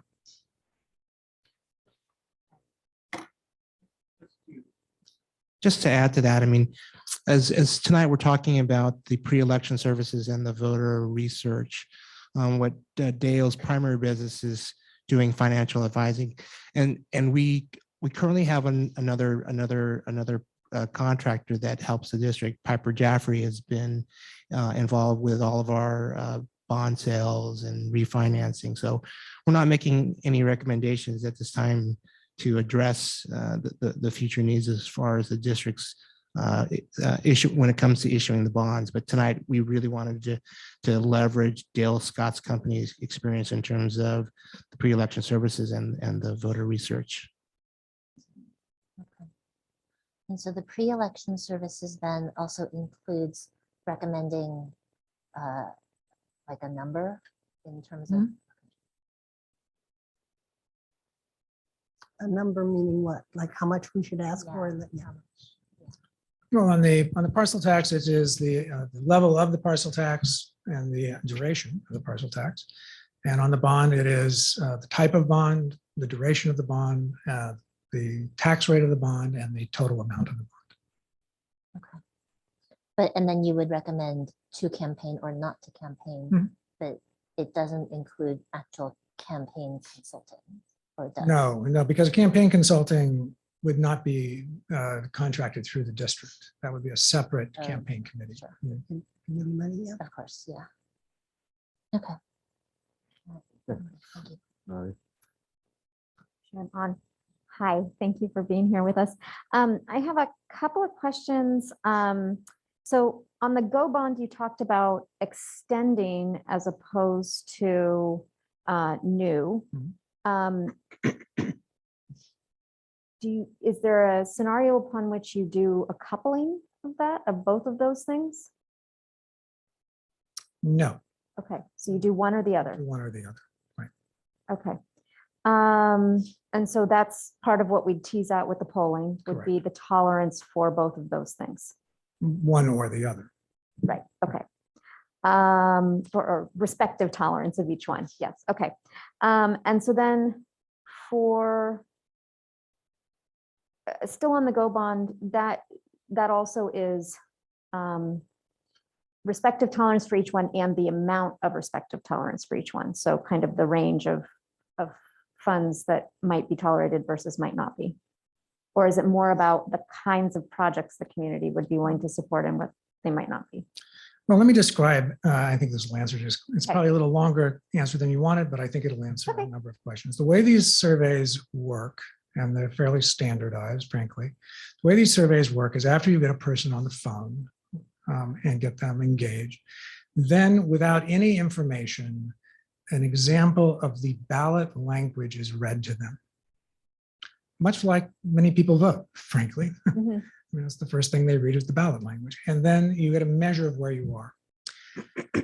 In that ballot language, we would presume some dollar amounts, we'd presume some projects, et cetera, et cetera. And then the remainder of the poll has to do with zeroing in on those projects, on the various activities of the district, and the different tax rates and some other financial information. And so you're trying to find out what moves people, what do they care about, what are they not very caring about. And that helps you then come up with both a sense of, well, what should that project language look like? What should the dollar amount be? Should we even do this? And if so, what is the structure? Right, okay. Thank you for that. And then if I go to the one above that, the parcel tax, can you talk a little bit more about what we're able to tease out on acceptable annual rate? Is that, there have been some conversations in this community about alternative types of taxes rather than a flat rate. So is that something that you can tease out with acceptable annual rate, or is that really a separate? You're talking about on a per square foot basis? That's the one. Yeah, we can look at that if it's of interest to the board. They are complex and they're costly to do. So I know it has, sort of the holy grail. I get that, but they, once you really dig into them, they're tough. But you can always get the sense of what it is. The reality is, the bigger issue in a parcel tax, frankly, is the duration and the initial cost, the initial rate. I'm speaking a little out of school here, but where districts, I think, have a problem when they're, as you are sort of, starting a parcel tax, not renewing a parcel tax, is they go in sometimes a little too high. Because they say, well, why are we doing this if we can't get such and such amount? But it is very difficult to bring a high level parcel tax on the ballot for a new measure. Moving it as a renewal with an increase of 10% or so is much easier and much more successful. But statistically, new parcel tax measures are hard to win at high rates. Not that there's not exceptions to that case, but in general, they fall into about a 55% success rate.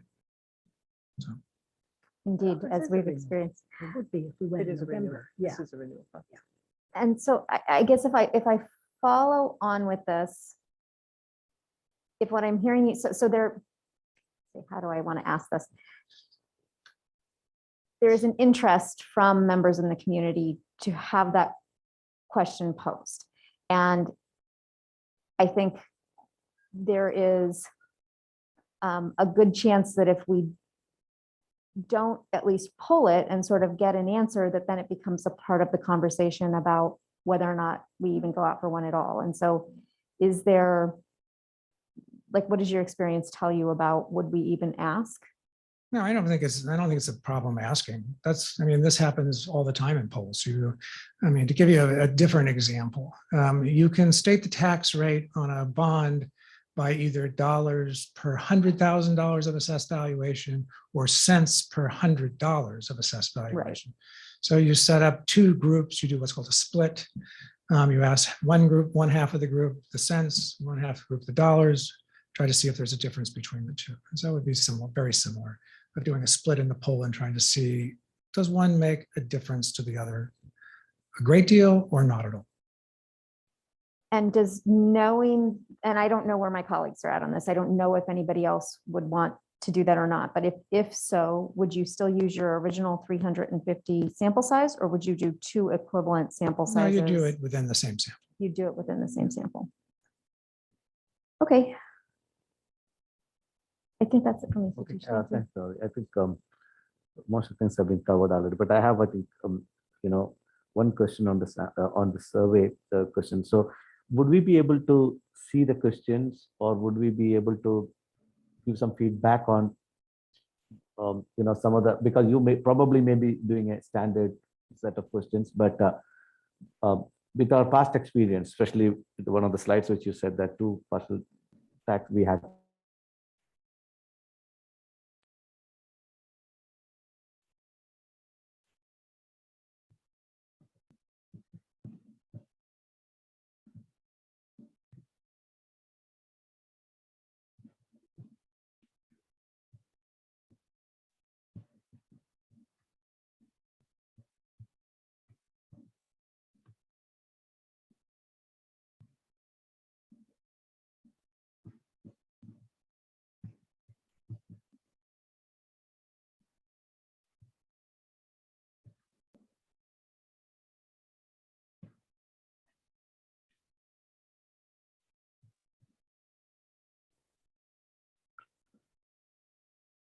So you can continue on.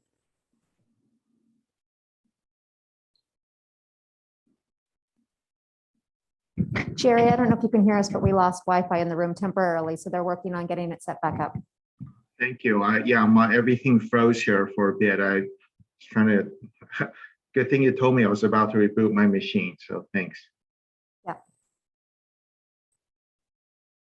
So how are we talking if they lost Wi-Fi? We're back. yeah, okay, that's I see. Okay.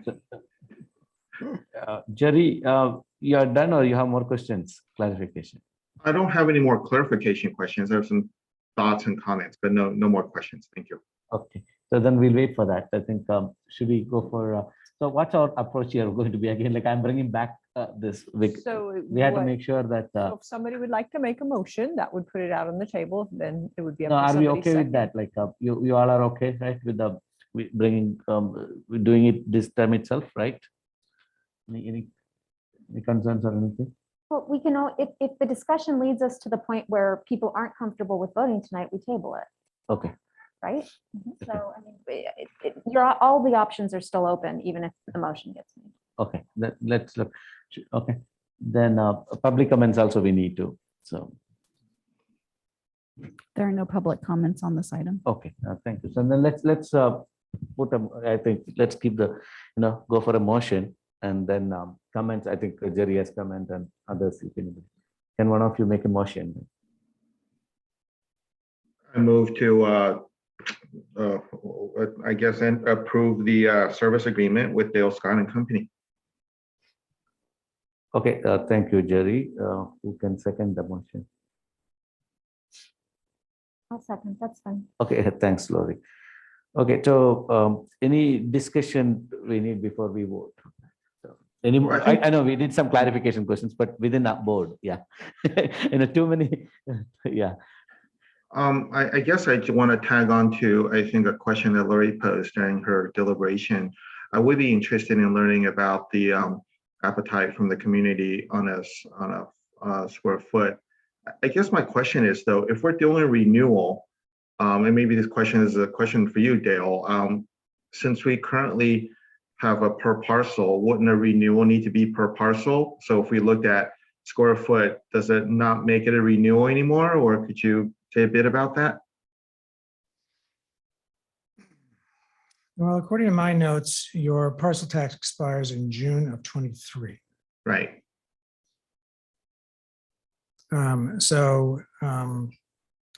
You would want to determine whether how important the renewal is.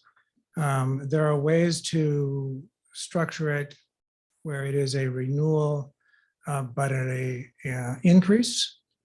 I have never seen a renewal that, quote, renews but changes the method of taxation. I don't think that would work. Okay. So it would be a different tax essentially then. It would be. Yes. Okay. Because you're telling a person it's going to be a renewal of what you've been paying, but obviously that's not going to be the case. Some people are going to be less and some people are going to be more. So. Yeah, okay. Yeah, that's what I thought. Just wanted to check.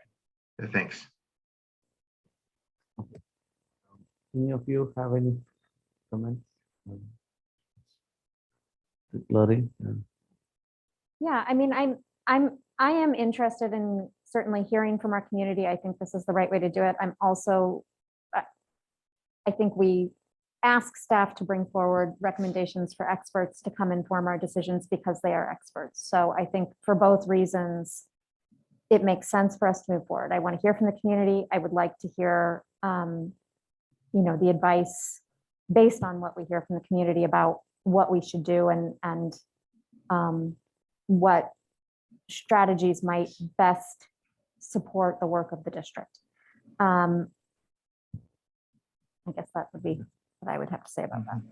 I myself also, I think I'm a big fan of having surveys always, and which we talked multiple times also. So definitely we want to go with, at least my point, that we should go with the survey for sure. So I support that. So can we go for a voting? I had another question. Sorry. Please go ahead, Phyllis. I was just going to say, I'm still uncomfortable with, this is the first time we've heard it, but I understand the urgency that we're looking at. So for the second time tonight, I will defer. I'm a little uncomfortable voting tonight on this one too. I will say this is the best presentation we've received from a, on voter survey and ballot measures. It's that in itself, I think is not in question to me. I think to me, it's more, I wonder, I think, and I know I missed the board meeting where this was discussed, although I did get a chance to listen to it later.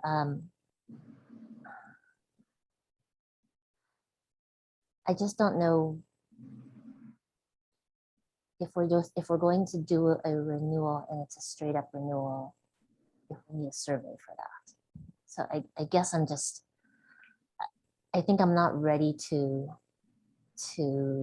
say exactly that this is the kind of thing that I want yet. I do think, bond is something that we've talked about, or not talked, or that has been brought up in the previous board meeting. And I don't know, I think I'm feeling like, does this need a little bit more time to think it through? So one of the things would be, what additional information could we provide? Because at some point we would need to make a decision whether yes or no, we're going out for a replacement or not going out for it. So what additional information could we help provide that maybe could clarify for you or determine?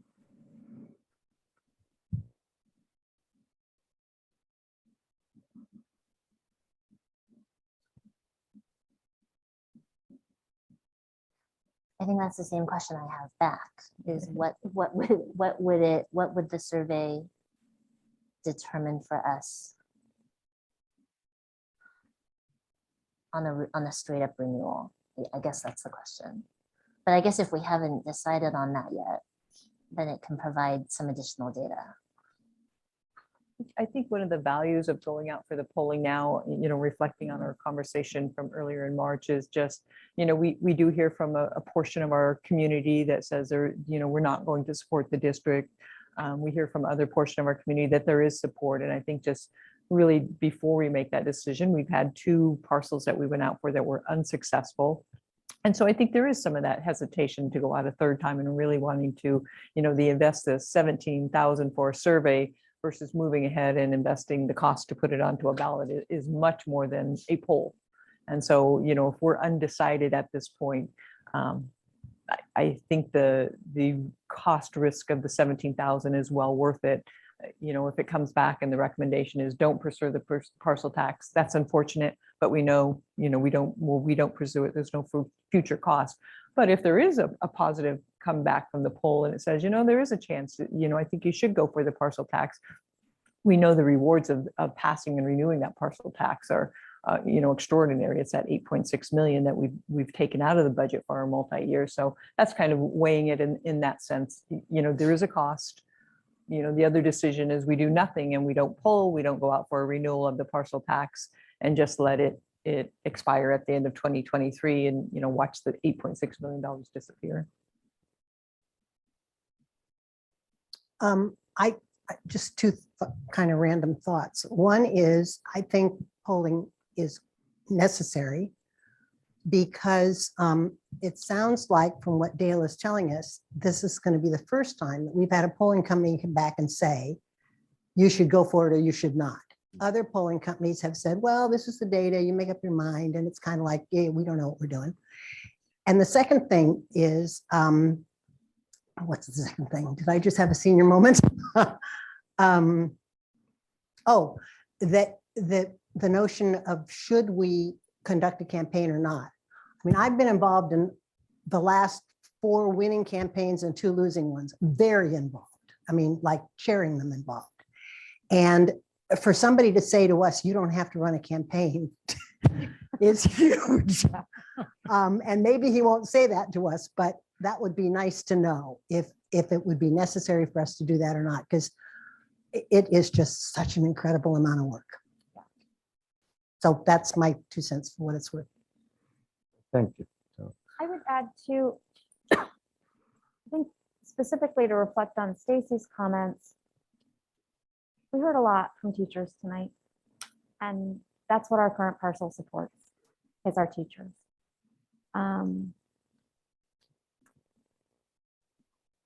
So I guess that's where I'm saying, like, I feel like we need to hear from our community on that because we're hearing from our teachers loud and clear on that. Just my other 2 cents. So. I think pretty much I'm in line with what you said because the risk factor is very high, right? Like if you're going with a big expense and we didn't, at least last 2, we had a bad experience, unfortunately. So it is good to, I think the amount what you're spending is, I know still an amount, but still I think it is much lower from that perspective on the risk factor. Jerry, you have something? Yeah, I mean, I'll just add on here. I mean, I know we lost the last 2 measures, and so certainly there's hesitancy, but at some point, unless we're just going to say CUSD is never going to go out for another parcel tax, we're going to have to do this, at some point. And I'm sitting here looking at you guys from a different vantage point, and I see all these signs on the left that kind of draws my attention. And I think echoing what Lori is saying. I mean, it's really, this money does good things. And, I know certainly we want to here to serve the will of the community, but at the same time, a lot of this money really goes to our staff, and I just would hate to see that disappear. And without, I think it's part of our strategic plan to make data-driven decisions, and data isn't free. Quality data isn't free.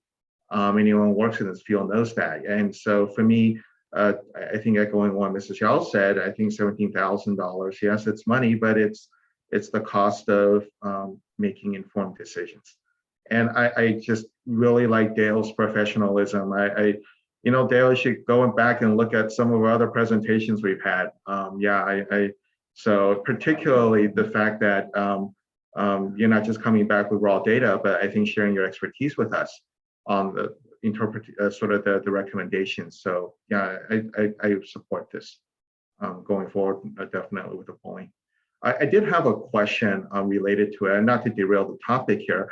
On the general obligation bond, will we work with Dale on one end, because we have to ask a question, right? And I presume the survey is going to have a specific amount, and whether or not, I know the amount that we have in the facility master plan is a lot. And so is that something staff would determine, or is that something that we would co-determine with Dale? I'm just curious. We would work with staff to come up with the various numbers to be tested. And you're right, you want to hit something that's going to make a difference, but it also has to be realistically achievable. Okay, great, thanks. But sorry, that was sort of an aside, but I'll return the floor back to whoever on this discussion of whether we go forward with this. Yeah, One more please. question. Yes. I know timeline is a big issue here. So I guess just to be frank, do we need to sort of make a decision tonight to keep this moving along? Is there time in this timeline, or is it really that the best interest of the district is to move forward? Well, I mean, first, let me say that there are only so many Thursdays in a year. And I'm constrained, frankly, by that calendar to a certain extent. On my calendar, I have that we would return to you on May 26th with the results. And then that, if you wanted to proceed, you would be taking action at your June 16th meeting. I don't know if you have meetings in July. My recollection is you don't. So that kind of puts you right at the edge. Some of the other meeting dates that I looked at that you have, I can't come to. So that's my schedule. So the contract is 17,000 per survey. Is it two different surveys, one for bond and one for parcel? Correct. But then the dollar amount on this is 40,000. So I just want to understand, actually 60,000? Actually, I think the value in there was based on one survey. Okay. So what exactly is it that we are? It'd be 17,000 per survey, and then I think the 20,000 for the election services Per election, because you might do two. per election. Unlikely, but you might. So the contract itself then that we are voting on is just for the general, is just for a general 17,000 per survey. Per survey. And we haven't decided how many. How many of those surveys? Okay. Will get decided later, or when does that get decided? I would be directed by staff. I would make the recommendation that we do two surveys, one on the parcel tax and one on the bond, again, for the amount before we make a determination. I think we do need that information back from our community on both. So that's a $34,000 investment. Yes. So then the total is 54, no, No, 34. I think whatever we are talking is only 34, right? Whatever we are going that's to. 34 plus the 20. It would be 34,000 for two surveys, and then it would be 40,000 for two election. If you are not going if the recommendation is not to go for the election, do we need that 40,000 still? No. No. Then we would So not that's incur what that it is, cost, right? no. So if you're not going to So go essentially, we're only approving 34, that's what Our I'm initial saying. investment is a 34,000. Yeah, so for 34, two yeah. So surveys. you are only talking till the survey practically, right? Not beyond the survey right now. And then based on results coming back, we would make the determination, yes, no, to one or both, or neither. And that would be a separate vote. Pardon me?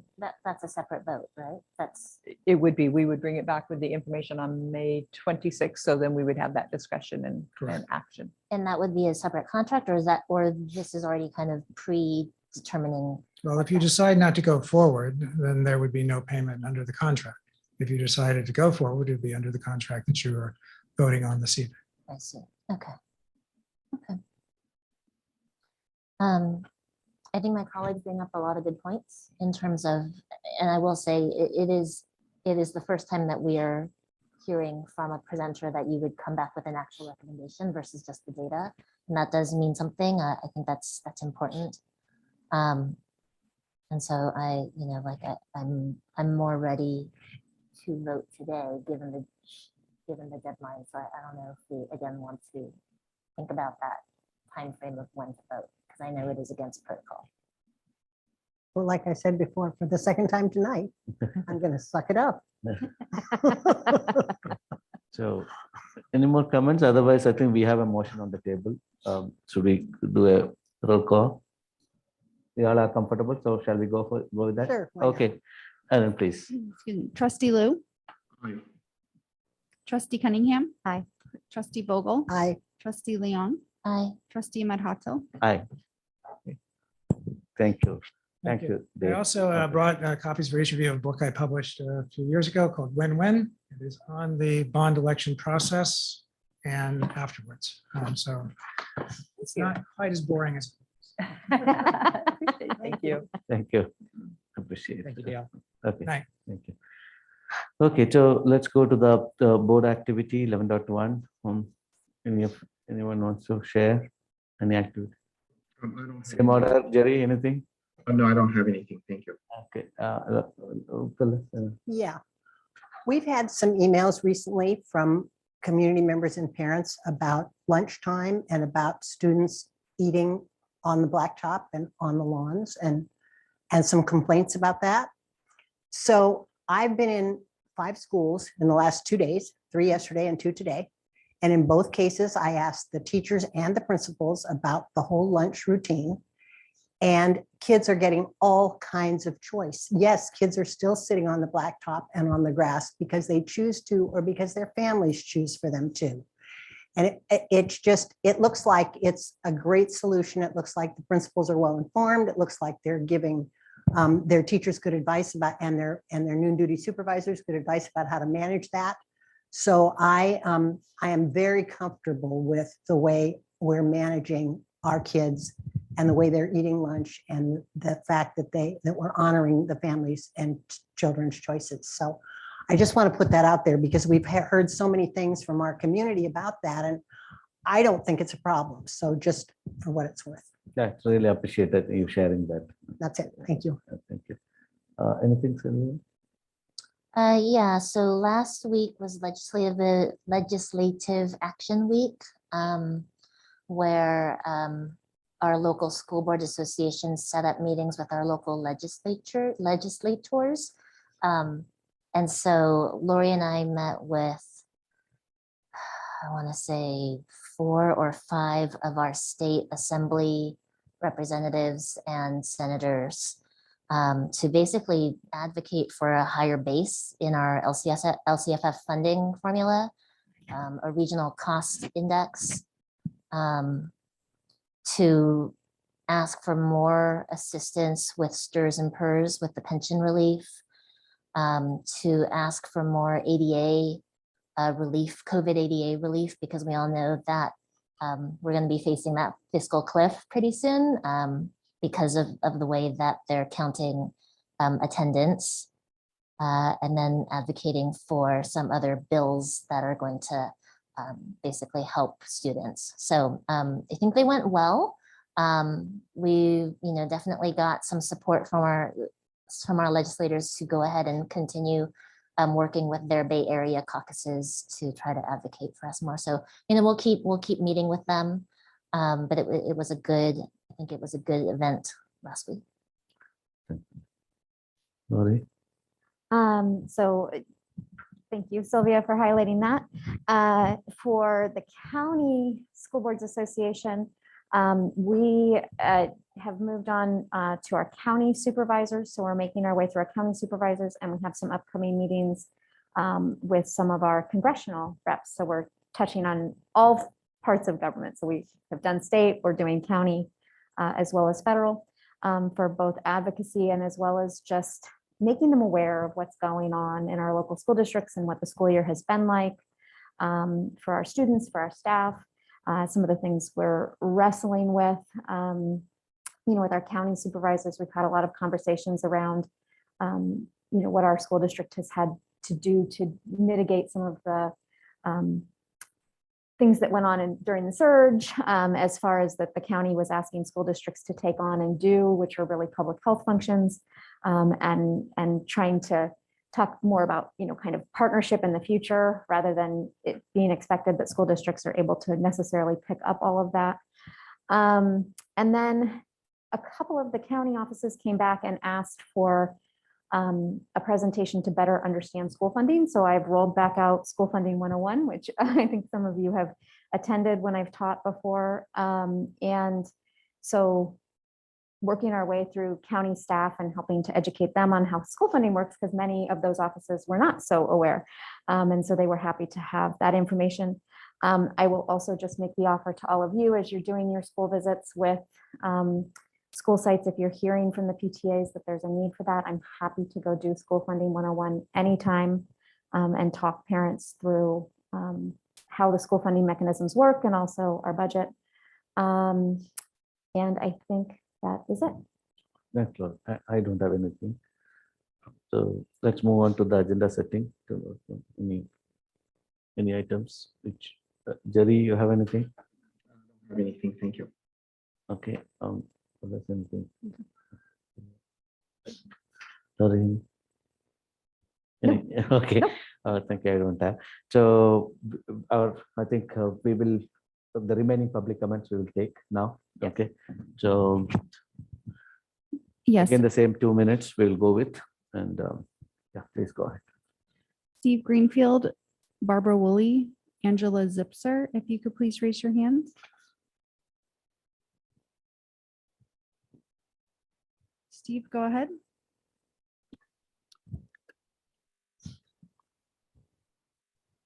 Thank you, board members and EC. My name is Steve Greenfield. I'm Dilworth CEA rep, the CEA PAC treasurer, a 5th grade teacher, and a former middle school coach. I come before you once more to ask why you think we should be paid less than any other district simply for the privilege of teaching in Cupertino Union School District. I provide quality instruction and essential involvement for all my students. I have pulled the most reluctant student forward into being the best they can be, all while showing them their value. I am not unique within CUSD. I am a professional in every sense of the term. We're all professionals. And yet, each time my union comes to you with concerns and questions, you blow them off with phrases like, not at this time. We need it for a rainy day. And now tonight, a process was implemented that was clearly meant to show just how much certain members of the board value teachers' time and dedication to CUSD. I'm telling you, morale and willingness to tighten our belts any tighter have long since ebbed to an all-time low. Members are tired of being lied to, undervalued, and ignored.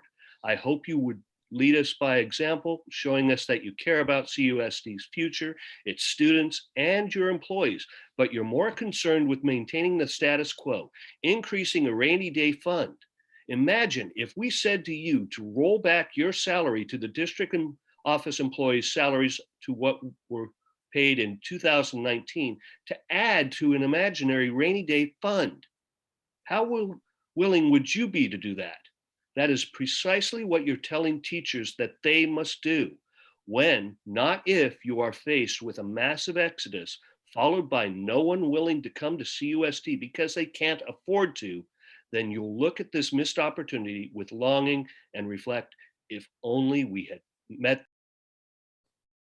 Thanks, Steve. Barbara, go ahead. Good evening. I'm Barbara Woolley, a 26-year veteran in Cupertino Union School District. I'm here to express my frustration and sadness over the ongoing struggle of CUSD teachers to be awarded the compensation that we deserve. There was a time when Cupertino was the place to work. If you told someone you worked here, you were envied. Do you remember this, Phyllis? You had worked with Cupertino since the year before I was born. You know how it used to be. What happened? Nobody is running to get a job in CUSD. As a matter of fact, if you listen to conversations between veteran teachers and newer teachers, you will hear the veterans regretfully comment, "It's too late for me, I'm stuck here, but it's not too late for you." We are resting on wilted laurels. Why are we allowing this to happen? It's a strange time in education here and across the nation right now. I don't have to tell you this. Teachers are leaving the profession in droves, unions are striking, and communities are recalling board members. It's a buyer's market for teachers right now. How are we going to, quote, attract and retain high quality teachers, a phrase that the district throws at us but has lost all meaning, during this turbulence when our compensation is in no way keeping up with similar districts in the area, let alone keeping up with the costs of living? All of the teachers that I work with that I know love their students, love teaching, and love this community. That being said, if it means doing what they need to do to support their families, they can love new students and a new community elsewhere. Let's return to the time when being a teacher in CUSD was a thing to be envied, not pitied. Thank you for your time. Thank you, Barbara. Next up, we have Ben Cooper and Amanda Sukram. If you could please raise your hands.